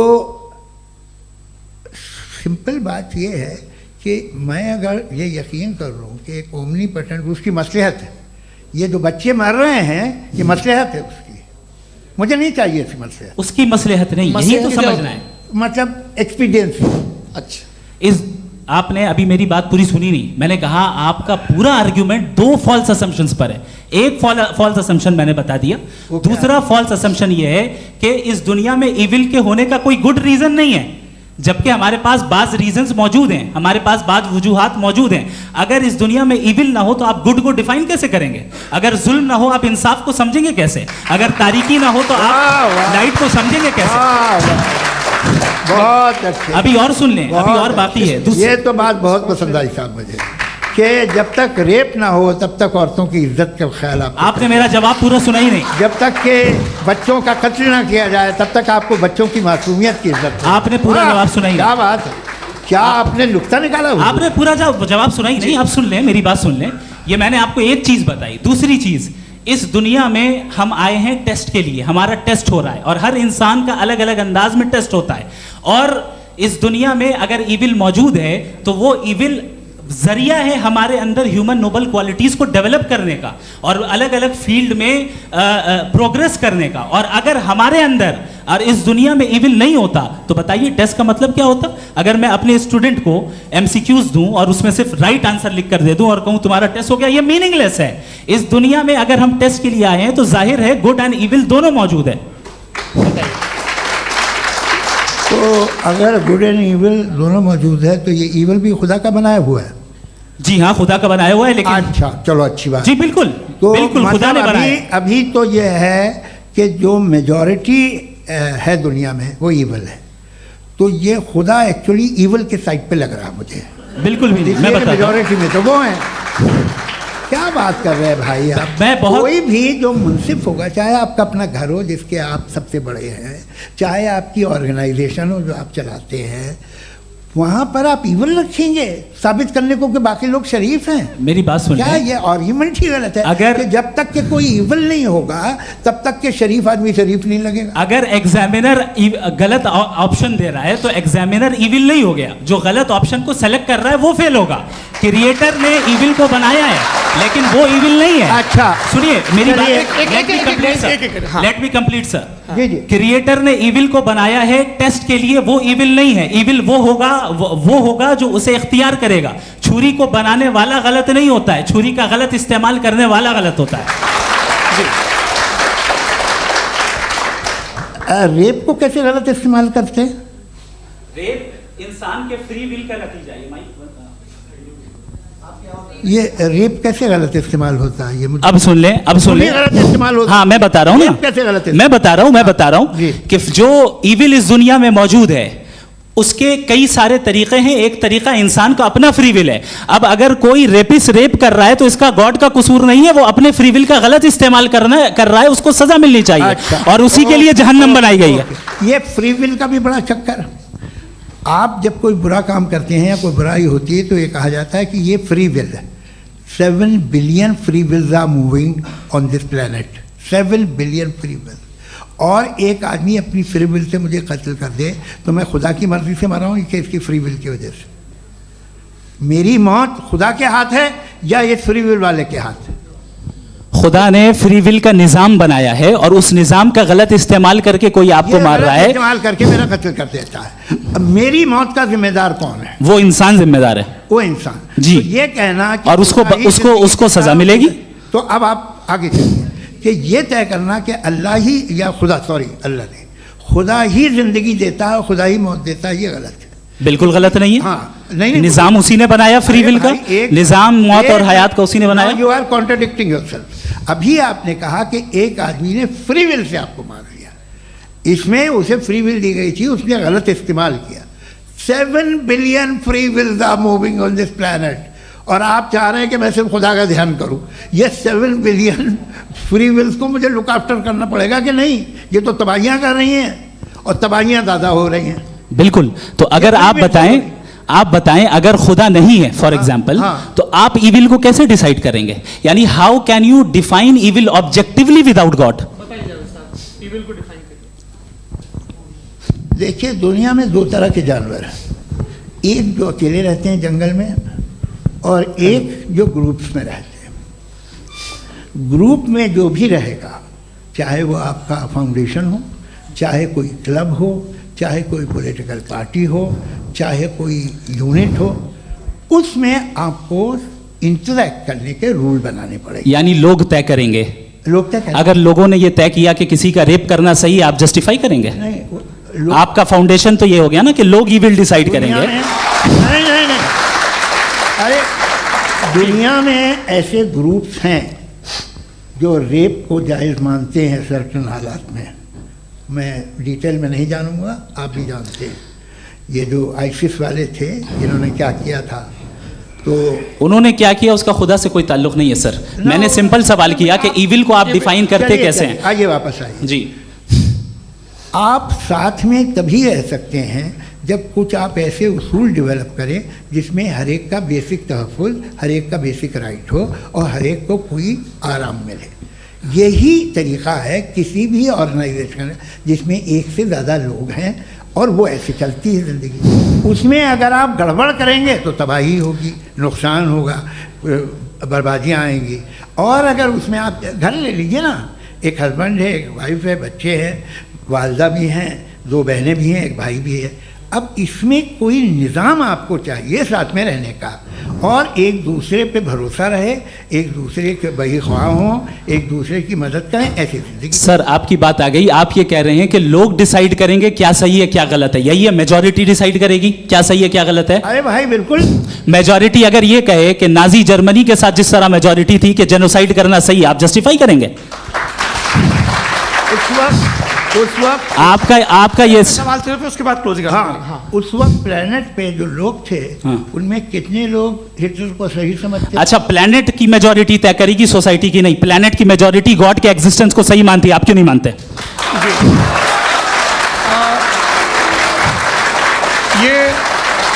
हेलो ये क्रॉस क्वेश्चन का राउंड यहाँ पर समाप्त होता है। और ये बड़ा अच्छा है कि इस तरह से फ्रेगमेंट कर दिया गया है ताकि जो मरकरी ऊपर जा रहा है नीचे जवाब दे दूं जी। प्लेनेट की ज़्यादातर मेजॉरिटी कुछ दूसरे मजहबों के खुदा को मानती है। आप उन्हें क्यों नहीं? आप तो मेजॉरिटी की बात कर रहे हैं। अच्छा, ये क्लोजिंग आप ये कह रहे हैं इविल और गुड को डिसाइड मेजॉरिटी करेगी। मेजॉरिटी जो कर दे वो सही हो जाएगा। क्लोजिंग इसको जैसा आप ही लोगों ने तय किया है उसी फॉर्मेट को फॉलो कर लेते हैं। हाँ भाई, मैंने तो भले लोगों पे एतबार किया और तब मॉडरेशन तय किया। जी, आपके पास 5 मिनट का वक्त है, क्लोजिंग आर्ग्यूमेंट है, उसके बाद हम ऑडियंस से क्वेश्चन आंसर लेंगे जावेद साहब की क्लोजिंग आर्ग्यूमेंट के बाद। ओके, बहुत शुक्रिया जी। हमारा जो टॉपिक है डज गॉड एग्जिस्ट, मैं इस पे इतने एकेडमिक तैयारी करके आया था। मुझे था कि मैंने सोचा था कि कई सारे मैं आर्ग्यूमेंट्स दूंगा, लेकिन वक्त की भी किल्लत और जावेद साहब बार बार इधर उधर चले जा रहे थे तो उसको भी थोड़ा एंटरटेन करना पड़ गया। डज गॉड एग्जिस्ट पे मैं एक ही आर्ग्यूमेंट दे पाया। आर्ग्यूमेंट्स बहुत हैं और डेफिनेटिव आर्ग्यूमेंट्स हैं, और मेरे आर्ग्यूमेंट को किसी एक राउंड में भी इन्होंने एंटरटेन नहीं किया और रेफ्यूट नहीं किया। एक राउंड में भी नहीं, एक राउंड में भी नहीं। और ना ही अभी आपका क्लोजिंग आर्ग्यूमेंट आएगा, नहीं, वो बता देना। Argument of contingency sir. अरे मैं आपसे कई बार कह चुका हूँ कंटिजेंसी का मतलब। अब मैं कैसे समझाऊं आपको? आपस में आप और कितने आसानी से समझाऊं मैं? मुझे तो नहीं समझ में आ रहा है। आप अपनी आर्ग्यूमेंट ऑफ कंटिजेंसी उर्दू में बोल सकते हैं। हाँ, आप अपनी बात पूरी कर लें एक जी। आखिरी 4 मिनट। दूसरी चीज, just a minute please ma'am, can I talk? दूसरी चीज ये है कि आपने एक तो इसका जवाब नहीं दिया, दूसरा आपने गॉड के ना होने पर कोई डेफिनेटिव आर्ग्यूमेंट नहीं दिया, सिर्फ मजहब पे बात कर रहे हैं आप। मजहब तो आज हमारा टॉपिक ही नहीं था। आज तो हमारा टॉपिक हो, आप मजहब से ले लेकर आईएस तक चले गए। भाई हमारा क्या ताल्लुक है उससे? We condemn them. और उसका गॉड से क्या ताल्लुक है? अगर कोई गलत काम कर रहा है, किसी ने किसी को कत्ल किया, किसी ने किसी का रेप किया, उसको सजा मिलनी चाहिए। और आपके पास कोई भी rational strong foundation of morality नहीं है। आपने कहा कि मेजॉरिटी तय करेगी सोसाइटी की, वो सही होगा। मैंने कहा हिटलर को फिर आप सही कहेंगे? नहीं, प्लैनेट की सोसाइटी की मेजॉरिटी तय करेगी। तो प्लैनेट की मेजॉरिटी गॉड के एग्जिस्टेंस को मानती है, आप कह रहे हैं ये रिलीजियस है। तो यानी आपके पास कोई स्ट्रॉन्ग फाउंडेशन नहीं है ऑब्जेक्टिव मोरालिटी का। ऑब्जेक्टिव मोरालिटी का अगर कोई फाउंडेशन है तो वो सिर्फ गॉड है, गॉड है, गॉड है। थैंक यू जी।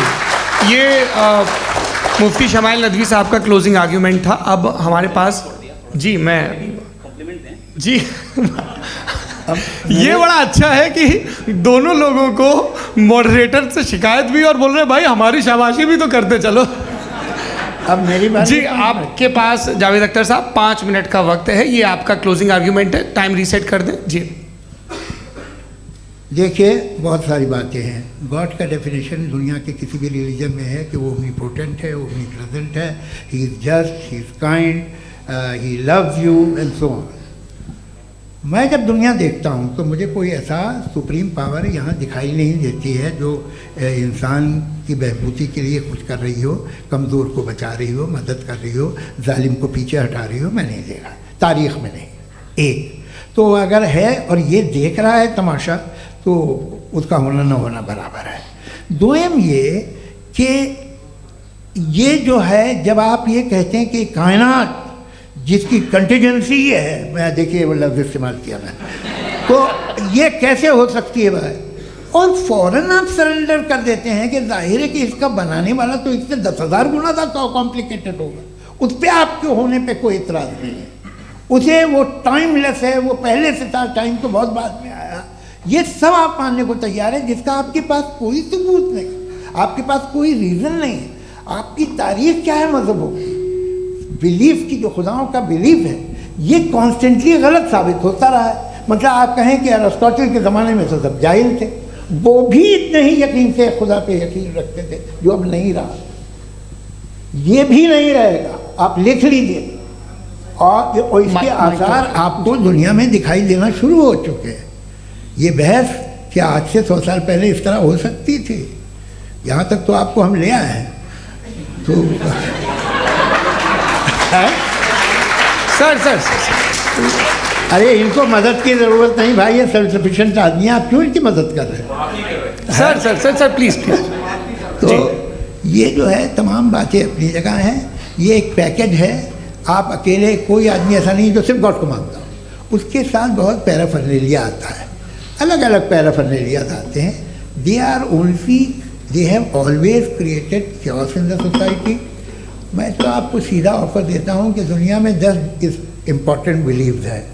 आप 1 मानते हैं, 9 नहीं मानते, 9 में आप एथीस्ट हैं, 9 को आप बिल्कुल रीजनेबली मेरी तरह देखते हैं। तो 90 मजहबी आदमी भी 90% एथीस्ट है। वो दूसरे खुदा नहीं मानता, एक खुदा मानता है, अपना वाला, बाकियों को कहता है गलत है। अगर आप मानना ही बंद कर दें तो आपका 10% चांस है कि आप सही हैं और 90% चांस है कि आप गलत हैं। मेरा मशवरा है, आप मानना छोड़ दिए तो 50% चांस होगा कि आप सही हैं और 50% चांस होगा, 40% आप गेन करेंगे बाय बिकमिंग एथीस्ट।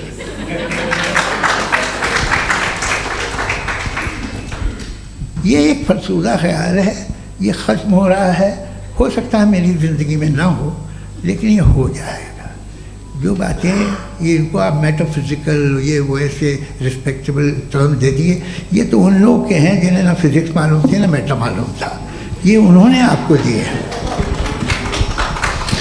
जी बहुत शुक्रिया आप दोनों लोगों का। और अब इस बातचीत का आखिरी राउंड शुरू होगा, डज गॉड एग्जिस्ट की ये बहस मुफ्ती शमाइल नदवी और जावेद अख्तर साहब के बीच।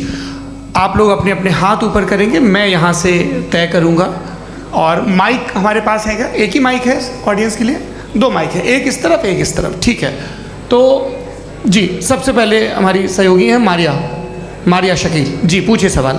थोड़ा सा रुकेंगे ताकि कैमरे का फ्रेम आप पर आ जाए, आपकी तो प्रैक्टिस है टीवी की। जी नदवी साहब, मैं खुदा को मानती हूँ, पहले मैं इसी प्रमाइस से शुरू कर रही हूँ और ये बता रही हूँ आपको, मैं मानती हूँ, लेकिन कुछ सवाल हैं जो जावेद साहब ने उठाया, उसका जवाब आपको देना चाहिए।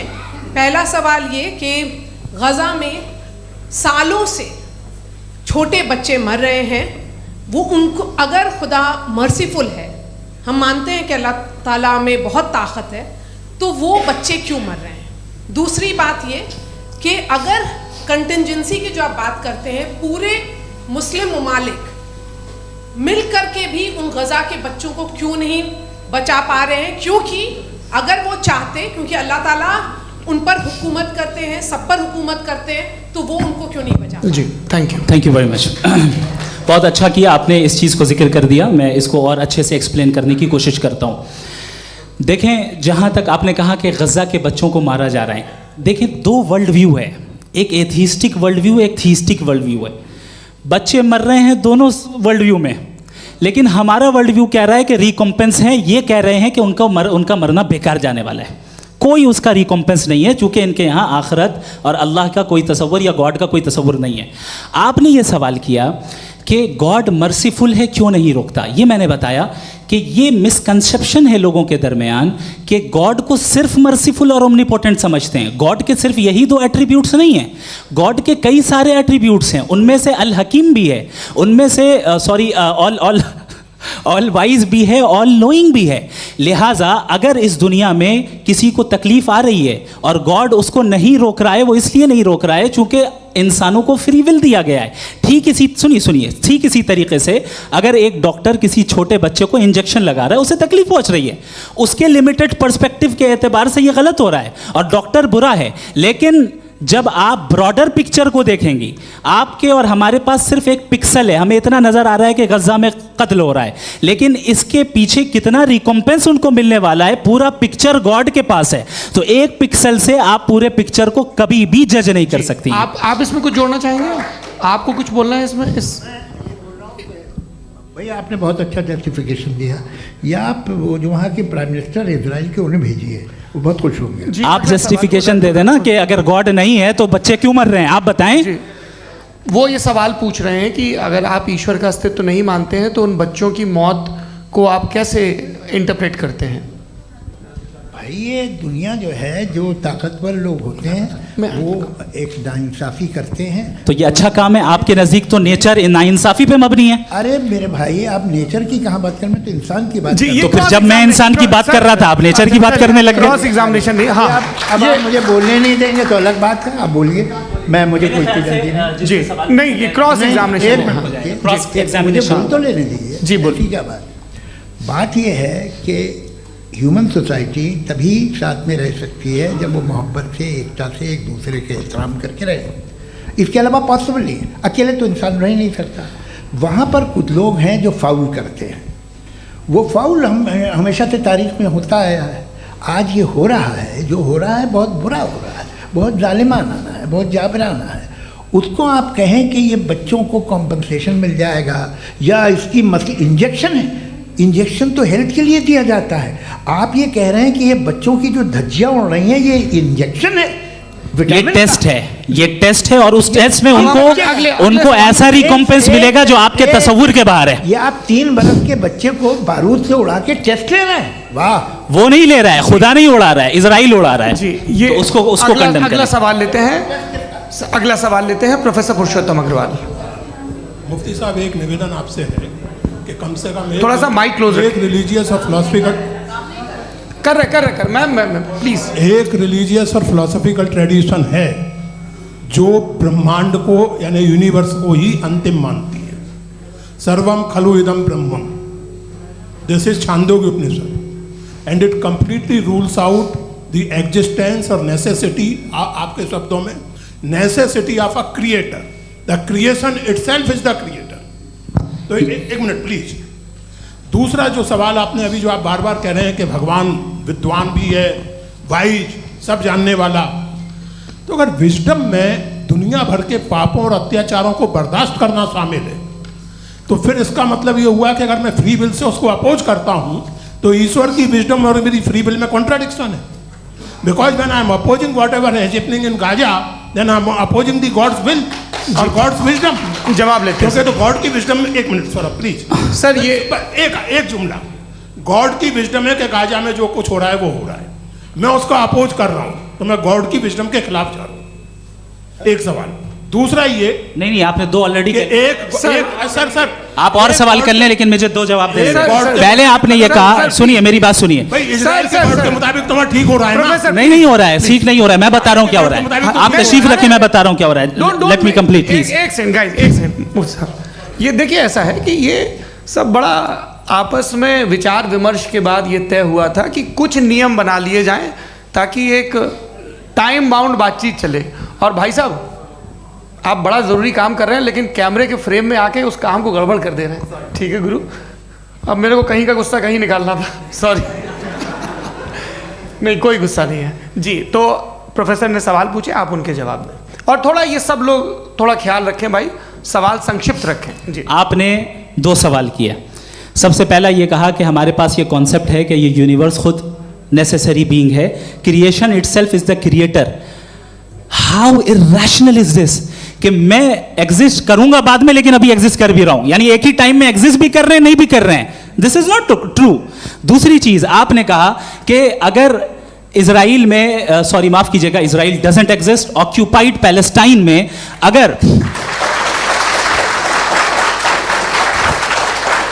अगर ऑक्यूपाइड पैलेस्टाइन में बच्चों को मारा जा रहा है फ्री विल की वजह से और गॉड नहीं रोक रहा, ये कॉन्ट्रडिक्शन है। ये बताइए कि एक एग्जाम में एक बच्चा गलत आंसर लिख रहा है, सुनिए, एग्जामिनर चाहे तो रोक सकता है, क्यों नहीं रोक रहा है? ये कॉन्ट्रडिक्शन है, ये कॉन्ट्रडिक्शन नहीं है। माइक नहीं सर, ये आपस में जी, ये क्या आपका सवाल? माइक दीजिए। फ्री विल दिया गया है टेस्ट के लिए, अकाउंटेबिलिटी के लिए। अगर फ्री विल नहीं होता तो आप कहते हैं हमें रोबोट बना दिया गया। नॉट मिसरिप्रेजेंट माय पोजीशन, आपकी जो भी पोजीशन, मैं अपनी फ्री विल के नाते, अपने ह्यूमन विजडम के नाते गाजा में हो रही अत्याचार का विरोध करता हूं। बिल्कुल करना चाहिए। के हिसाब से मैं गॉड की विजडम का विरोध कर रहा हूं? बिल्कुल नहीं, जो हो रहा है गॉड, बिल्कुल भी नहीं, बिल्कुल भी नहीं। उसका वहां पर गाजा में कत्ल होना ये इंसानों के गलत इस्तेमाल का नतीजा है, फ्री विल के इस्तेमाल का नतीजा है। गॉड इसका हुक्म नहीं देता, उससे रोकता है। यही तो मसला है ना, आपके लिए कॉन्सेप्ट क्लियर है? नहीं भाई, आपने तो बताया था इंजेक्शन लगाने से बच्चे को तकलीफ होती है, ये इंजेक्शन लगा। सर आप ऐसे रेटोरिक स्टेटमेंट दे तब तो कोई मसला नहीं समझते रहेंगे। This is a rhetoric statement, this is not a logical argument sir. I am sorry. आखिरी 30 मिनट बड़े मुश्किल होने वाले हैं जी। मुफ्ती साहब आगे बैठे हैं, इनको माइक दीजिए। हाँ तरुण, माइक आप अपने पास रखिए, आपको कैमरे का फ्रेम पता है जी। सबसे पहले दोनों को मुबारकबाद। एक सर अपना आप नाम बता दें। आप अमेरिका में शिकागो में रहते हैं, इतना मुझे याद है। बताया आप, यासिर नदीम अलवाजदी मेरा नाम है। जावेद सर, आपसे एक क्वेश्चन है इन्फिनिट रिग्रेस के ताल्लुक से। एक हाइपोथेटिकल सिनेरियो है, मसलन अगर आप सर माइक थोड़ा सा प्लीज क्लोज रखिए जी। अगर आप शायर इसलिए हैं कि आपके कोई उस्ताद शायर थे, और वो इसलिए शायर थे कि उनके कोई उस्ताद शायर थे, और इसी तरीके से हम माजी में पीछे चलते चलते चले जाएं और कहीं ना रुके, तो माफ़ कीजिएगा आप कभी शायर नहीं हो सकते। लेकिन आप शायर हैं, आपका शायर एग्जिस्ट करता है, इसका मतलब ये है कि आप कहीं ना कहीं रुके हैं। तो मेरा सवाल ये है कि क्या आप इन्फिनिट रिग्रेस ऑफ कॉजेस को लॉजिकल फैलेसी मानते हैं या नहीं मानते? हाँ या ना?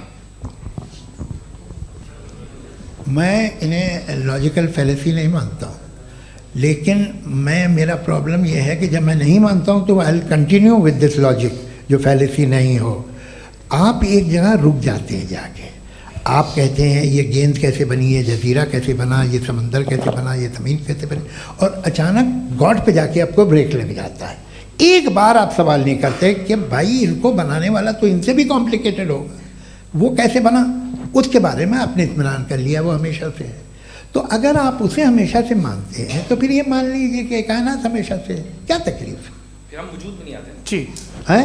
हम मौजूद नहीं। अच्छा सर क्यों नहीं हो सकता? मैं बताऊं प्लीज। जैसे मैंने मिसाल दी आपके शेर, आपका शेर कभी वजूद में ना आता अगर शायर इसी तरह चलते रहते हमेशा जी। माइक मेरे ख्याल से एक इन्फिनिट रिग्रेस का कॉन्सेप्ट क्लियर नहीं हो पाया, ऐसे रहने दें, लेट्स मूव ऑन सर। ठीक है। हाँ थोड़ा सा मॉडरेटर का भी ख्याल रखें। नहीं नहीं, आपने तो रखा है, आपने रखा है।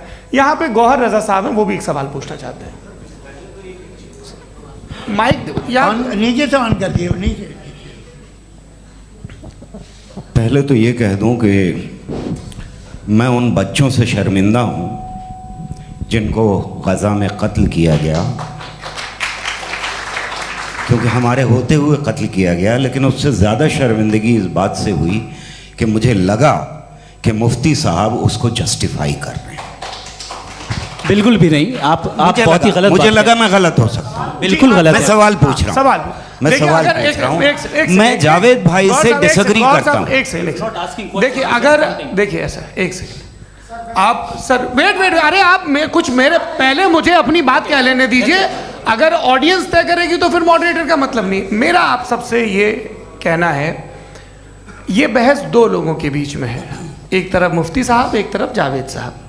पिछले 1.5 घंटे से ये लोग अपने अपने तर्क रख रहे हैं। आपकी इनसे इत्तेफाकी हो सकती है, ना इत्तेफाकी हो सकती है। मेरे उस्ताद मुझे सिखा गए हैं कि मुखामुखम में असहमति की गुंजाइश बची रहनी चाहिए। अगर मैं आपकी बहुत इज्जत करता हूँ गौहर साहब, आपने जो कमाल की किताबें लिखी, साइंटिफिक टेम्परामेंट, लेकिन मेरी ये गुजारिश है आप सब से कि यदि आप इन लोगों ने जो बोला उन पर टिप्पणियाँ करेंगे तो ना वक्त की पाबंदी रहेगी, ना वो अनुशासन। आप सवाल पूछ लें, उस सवाल में जो बात आ जाए वो आ जाए। मैं जावेद साहब से डिसएग्री करता हूँ, इसलिए जावेद साहब से सवाल पूछ रहा हूँ। आपका सवाल जावेद अख्तर साहब से। और सवाल ये है मेरा कि जावेद साहब ने कई बार लॉजिक का इस्तेमाल किया कि साइंस में लॉजिक है और रिलीजन में लॉजिक नहीं है। मेरा ख्याल ये है कि रिलीजन में भी लॉजिक है, लेकिन उस लॉजिक की बेसिस ये है कि आप रुक जाते हैं, जिसका जिक्र जावेद साहब ने बार बार किया, यानी खुदा के तसव्वुर पे आते हुए, गॉड के तसव्वुर पे आते हुए रुक जाते हैं। और इसमें सवाल पूछना मतलब फॉरबिडन होता है। सवाल ये है कि क्या जावेद साहब इससे एग्री करते हैं कि साइंस की लॉजिक अलग है और रिलीजन की लॉजिक अलग है? बताइए सर।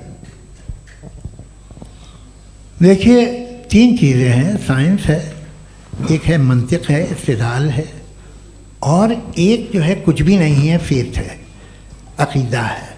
मैं अकीदे की लॉजिक का कायल नहीं हूँ। मुझे आप इस्तिदलाल से, लॉजिक से, रीज़न से समझाइए, मैं मानने को तैयार हूँ, मेरा क्या नुकसान होगा। लेकिन ये कि अकीदे पे मैं नहीं जा सकता हूँ। अकीदे का मतलब है कि तुम ये मान लो, सवाल ना करो, ये नहीं।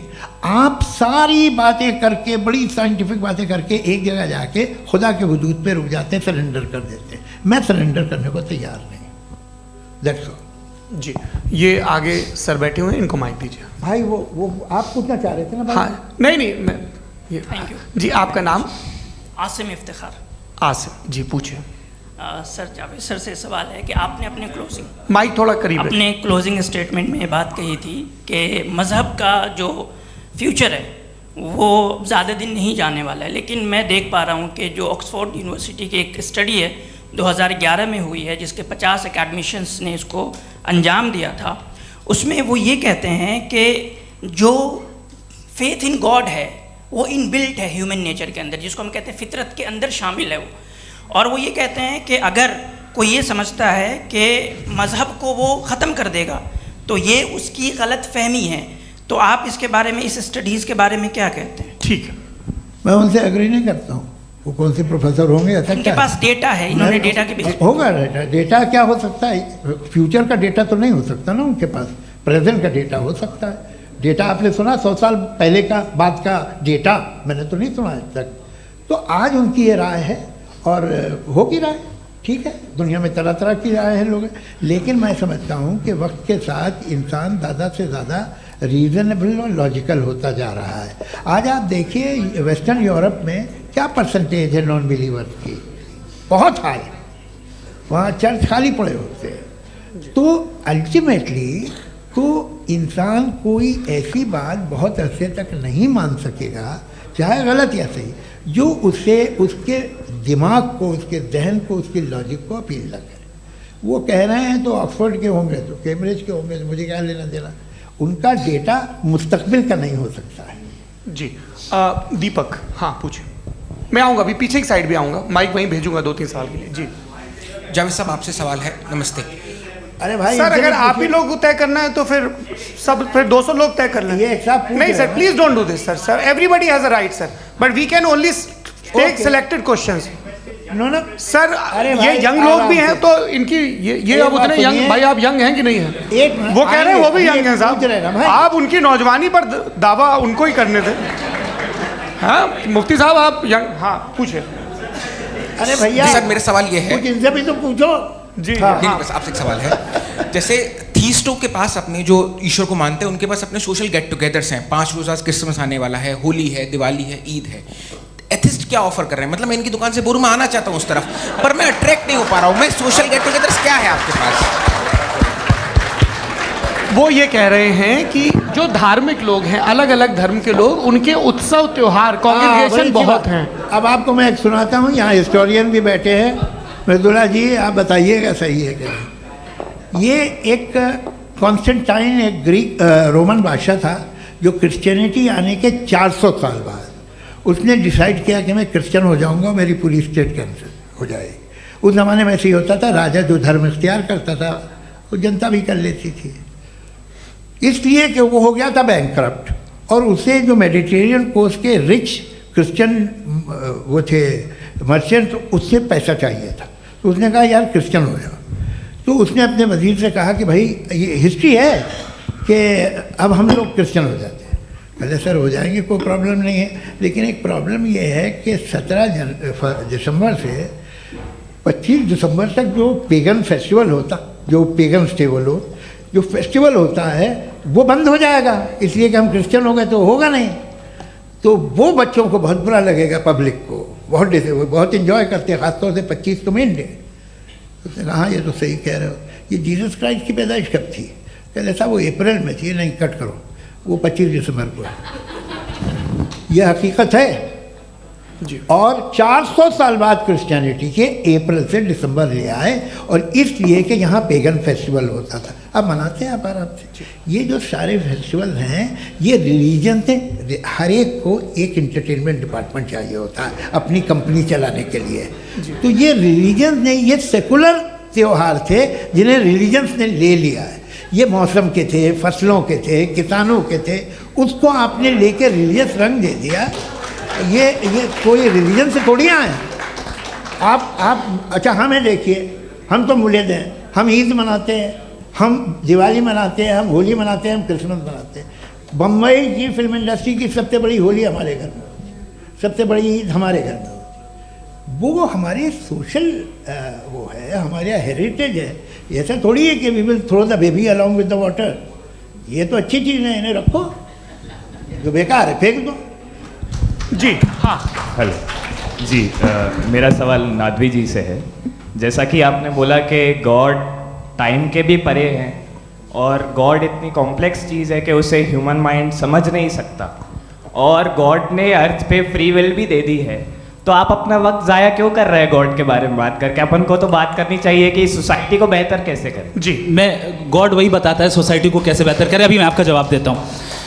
आपने कहा कि टाइम पे वो एग्जिस्ट नहीं करता, मेरा सवाल ये है कि जैसा आपने बोला कि गॉड बहुत ही कॉम्प्लेक्स चीज़ है। मैंने कहा ही नहीं कि कॉम्प्लेक्स है, तो आपके अल्फाज हैं। कॉम्प्लेक्स का लफ्ज गॉड के लिए सुइटेबल नहीं है। क्यों? क्योंकि कॉम्प्लेक्स वो चीज़ें होती हैं जो ऑब्जेक्ट हो। God is not an object जिसको आप इंस्ट्रूमेंट के जरिए लेबोरेटरी में जाके टेस्ट करें, oh it's very complex. No, वो कोई कार का इंजन नहीं है। मेरा वो फिलोसॉफिकली नेसेसरी बीइंग ऐसी बीइंग है जो सिंपल बीइंग है। हाँ, आप उसको मुकम्मल तौर पे उसकी तमाम हिकमतों को जान ले और हर चीज़ को जान ले, ये पॉसिबल नहीं है, क्योंकि वो ऑल वाइज है, आप ऑल वाइज नहीं है, और वो खुदा है, वो आपको सारी चीज़ें बता दे, ये ज़रूरी नहीं। मेरा सवाल ये नहीं था। मेरा सवाल ये था कि जब गॉड इतना परे है इस दुनिया से कि उसने अर्थ पे फ्री विल भी दी है, हम सब ह्यूमंस की फ्री विल है, और जो सोसाइटी में हो रहा है वो अपन लोग डिसाइड करेंगे। तो अपन लोग डिसाइड नहीं करेंगे ना, अपन लोग डिसाइड नहीं करेंगे। गॉड जो है, गॉड ने वो उसकी ज़ात, उसकी एग्जिस्टेंस टाइम एंड स्पेस से परे है, लेकिन वो हमारा टेस्ट ले रहा है, और उसी गॉड ने हमें बताया कि तुम्हें क्या करना है क्या नहीं करना है। तो जाहिर उस गॉड की बात सुनेंगे ना हम। जी, वो पीछे एक चश्मा लगाए जो मैम खड़ी हैं, उनको दीजिए। हाँ आप जी जी बिल्कुल आएंगे, है ना? देखिए मैं कोशिश कर रहा हूँ सब तरफ जाने की। हाँ उनको दीजिए माइक जी। हेलो सर, मैं ओमनी प्रेजेंट नहीं हूँ, टाइम पाबंद हूँ और जहाँ तक कोशिश कर सकता हूँ करूँगा जी। अपना नाम बताइए। मेरा नाम उर्सुला है, मैं दिल्ली यूनिवर्सिटी की एक स्टूडेंट हूँ और मैं स्टूडेंट फेडरेशन ऑफ इंडिया से हूँ। मेरा सवाल मुफ्ती जी से है कि इस हॉल के इस कमरे में बैठ के हम लोग रेप की मोरालिटी के बारे में फिलोसफिकली बात तो कर सकते हैं, बट असलियत ये है कि रोज़मर्रा की ज़िंदगी में औरतें रेप के थ्रू गुजरती हैं और हम लोग सिर्फ नंबर्स पे इस तरह नहीं देख सकते, क्योंकि कितनी औरतें हैं इन कंट्रीज़ में जहाँ पे आप बता रहे हैं कि केसेस कम हैं, जिनका एक्सेस है कि वो जाके केस फाइल कर सकें। कितनी औरतें हैं जो जिनको काम करने की आज़ादी है उन कंट्रीज़ में। यूरोप में ये आज़ादी आ गई, यूरोप में ये रूल्स आ गए, तो हम आज उसके बारे में बात कर पा रहे हैं। जी जवाब। आपने ये कहा कि कमरे में बंद होकर हम लोग इस पर फिलोसफिकली बात कर सकते हैं, लेकिन हकीकत में क्या हो रहा है, वो ग्राउंड लेवल पे क्या हो रहा है जो बहुत गलत हो रहा है और वो सफ़र कर रही हैं। आई एग्री, बहुत गलत हो रहा है और जो गलत हो रहा है उसको हमें रोकना है। और क्यों रोकना है, वो गलत क्यों है? हमारे पास इसका ऑब्जेक्टिव फाउंडेशन है, इनके पास उसका ऑब्जेक्टिव फाउंडेशन नहीं है। मैं ये कहना चाह रहा हूँ कि जहाँ पे भी जुल्म हो रहा है, जहाँ पे भी औरत पे जुल्म हो रहा है या उसकी इज्जत लूटी जा रही है या उसे तकलीफ पहुँचाई जा रही है, और सिर्फ औरत नहीं किसी इंसान के ऊपर भी जुल्म हो रहा है, तो उसके खिलाफ खड़ा होना, ये मॉरलिटी हमारे पास गॉड के पास से आई है। वरना जावेद साहब तो कह रहे हैं कि जो है मेजॉरिटी डिसाइड करेगी, तो मेजॉरिटी तो कभी भी बदल सकती है। क्या आप ये थोड़ी सी आपको गलतफहमी है। मैं अगर मेरे जुमले से ये मदनत निकला या मैंने कहा तो ये जुमला मैं वापस लेता हूँ। ये मेरा मतलब ही नहीं था कि मेजॉरिटी डिसाइड करेगी। मेजॉरिटी डिसाइड करे तो दुनिया में बड़ी, वैसे आपने कहा था ये जुमला। अच्छा हो सकता है, मैं मान रहा हूँ, बाद में रिकैप कर लेंगे। अरे एक सेकंड मैं अपनी एक्सप्लेनेशन देता हूँ। मुनासिब बात यह है कि हम सब के सब दिल में जानते हैं कि क्या अच्छा है क्या बुरा है, हमें पता है अच्छी तरह से। जो लोग बुरे काम करते हैं उन्हें भी मालूम अच्छा क्या है। यही तो सवाल था हजरत कि फिर ये मोरालिटी आई कहाँ से? Cross examination. हाँ जी हाँ। मोरालिटी साथ रहने की डिजायर से आई है। यानी साथ रहकर जो कुछ कह दे, जो कुछ कर दे, वो हो जाएगा? नहीं नहीं, तो आप कायदे से रह ही कर सकते हैं जब तक लोगों में मोरालिटी हो, वरना क्यास हो जाएगा। ये आपको कैसे पता? जी हमने देखा ना, जहाँ मोरालिटी का क्यास हो गया, हम देखते हैं। कहाँ पे देखते भाई? दुनिया में। आप जो कह रहे हैं, आप कहीं पे अगर गलत हो रहा है इस बहस तो के उसको बाद आप मैं गलत देखिए। आप एपिस्टेमोलॉजी की बात कर रहे हैं, मैं ओंटोलॉजी की बात कर रहा हूं। मैं इस बहस के बाद आप दोनों लोगों को चाय पे होस्ट करूंगा, वहां पे क्रॉस एग्जामिनेशन कर लीजिएगा। अभी ऑडियंस का हक मार रहे हैं आप लोग भाई, सर जस्ट लोग हैं आप लोग। और ये भाई ये एक हाँ उधर आएंगे, उधर जी सर आएंगे। अच्छा सर मेरा नाम लईकुर रहमान है और मैं अलीगढ़ मुस्लिम यूनिवर्सिटी का स्टूडेंट हूँ। और जहाँ तक मुझे पता है कि sir you are also product of Aligarh Muslim University. मैं भी उसी चमन का बुलबुल। हाँ सर, तो बहुत खुशी हुई मुझे जान करके कि मैं आपसे मिलूँगा। सवाल सर, मेरा सवाल ये है, सर सैयद अलैहिर्रहमा का नज़रिया ये था कि खुदा के वजूद को अक़ल के दायरे में रह कर के तलाश करना, न कि पूरी तौर से उसका इनकार कर देना। Sir how will you define it? नहीं तो ये तो आप इन्हें बताइए। ये सवाल आपसे खुदा का वजूद साबित कर रहे हैं। नहीं तो सर आपने इनकार कर रखा है, इस वजह से मेरा क्वेश्चन। उन्होंने यही सर से एक सेकंड, सर सैयद ने यही कहा ना कि अक्ल से आप खुदा के वजूद को साबित नहीं कर सकते, यही कहा ना भाई। वो उन्होंने कहा कर सकते हैं और वो कर दिया गया आज। वो फोन दो। तलाश करना या साबित करना अक्ल से अक्ल से नहीं हो सकता। अरे सवाल तो सुन लीजिए जी। अक्ल से नहीं हो सकता है, यही कहा ना आपने। अक्ल से हो सकता है। अरे वो यही कह रहे हैं भाई, आप बता रहे हो सकता है, वो तो कुछ और। आप अगर सर देखो नौजवान फोन ले लो, वो इतनी कमाल की यूनिवर्सिटी है। अरे भाई दे दो जरा, एक मिनट दे दो भाई, मेरी बात सुनो, माइक पे बोलो ताकि जो लाखों लोग देख रहे हैं। माइक दे दो ना। अरे देंगे ना माइक, तुम ठहरो तो। हाँ सर, मेरा सवाल ये था कि सर सैयद अलैहिर्रहमा का एक नज़रिया था अपना कि खुदा का जो वजूद है उसको अक़ल के दायरे में रह कर के तलाश करना है, न कि पूरे तौर से इनकार कर देना है। ये उनका कॉन्सेप्ट था। लेकिन मेरा सवाल ये है कि आप इसको कैसे डिफाइन करते हैं, एक्सप्लेन कैसे करेंगे? मैं आपसे जानना चाहता हूँ, चूँकि you are the product of Aligarh Muslim University. मुझे अक़ल के दायरे में रख के मैंने बहुत तलाश की, मुझे मिला नहीं। हाँ ये इधर उधर वो चश्मा लगाए जो, हाँ उनको दे दीजिए। जी जी फटाफट पूछिए, बस 5 मिनट है, 5 मिनट में खत्म हो रहा है। हाँ अस्सलाम वालेकुम मुफ्ती साहब। एंड मेरा सवाल जावेद अख्तर साहब से। क्या नाम है आपका? अरे भैया सब मुझे तो पूछ रहे हो। फैज पूछिए फैज साहब। तो मेरा सवाल ये है कि अभी जो एथियस्ट है वो problem of evil argument use कर रहे हैं अगेंस्ट मुस्लिम्स, राइट? कि इस दुनिया में इतना सारा ईविल है और अगेंस्ट मुस्लिम तो यहाँ अगेंस्ट थियस्ट। हाँ थोड़ा सा करेक्ट कर लीजिए भाई, पूरी मशक्कत ही इसी बात की थी कि किसी एक मजहब पे बात ना टिके। जी, तो बेसिकली ये आर्ग्यूमेंट ऐसा है कि इस दुनिया में इतना ज़्यादा ईवल एग्जिस्ट करता है और अगर एक ऑल गुड गॉड है तो वो रोकता क्यों नहीं है?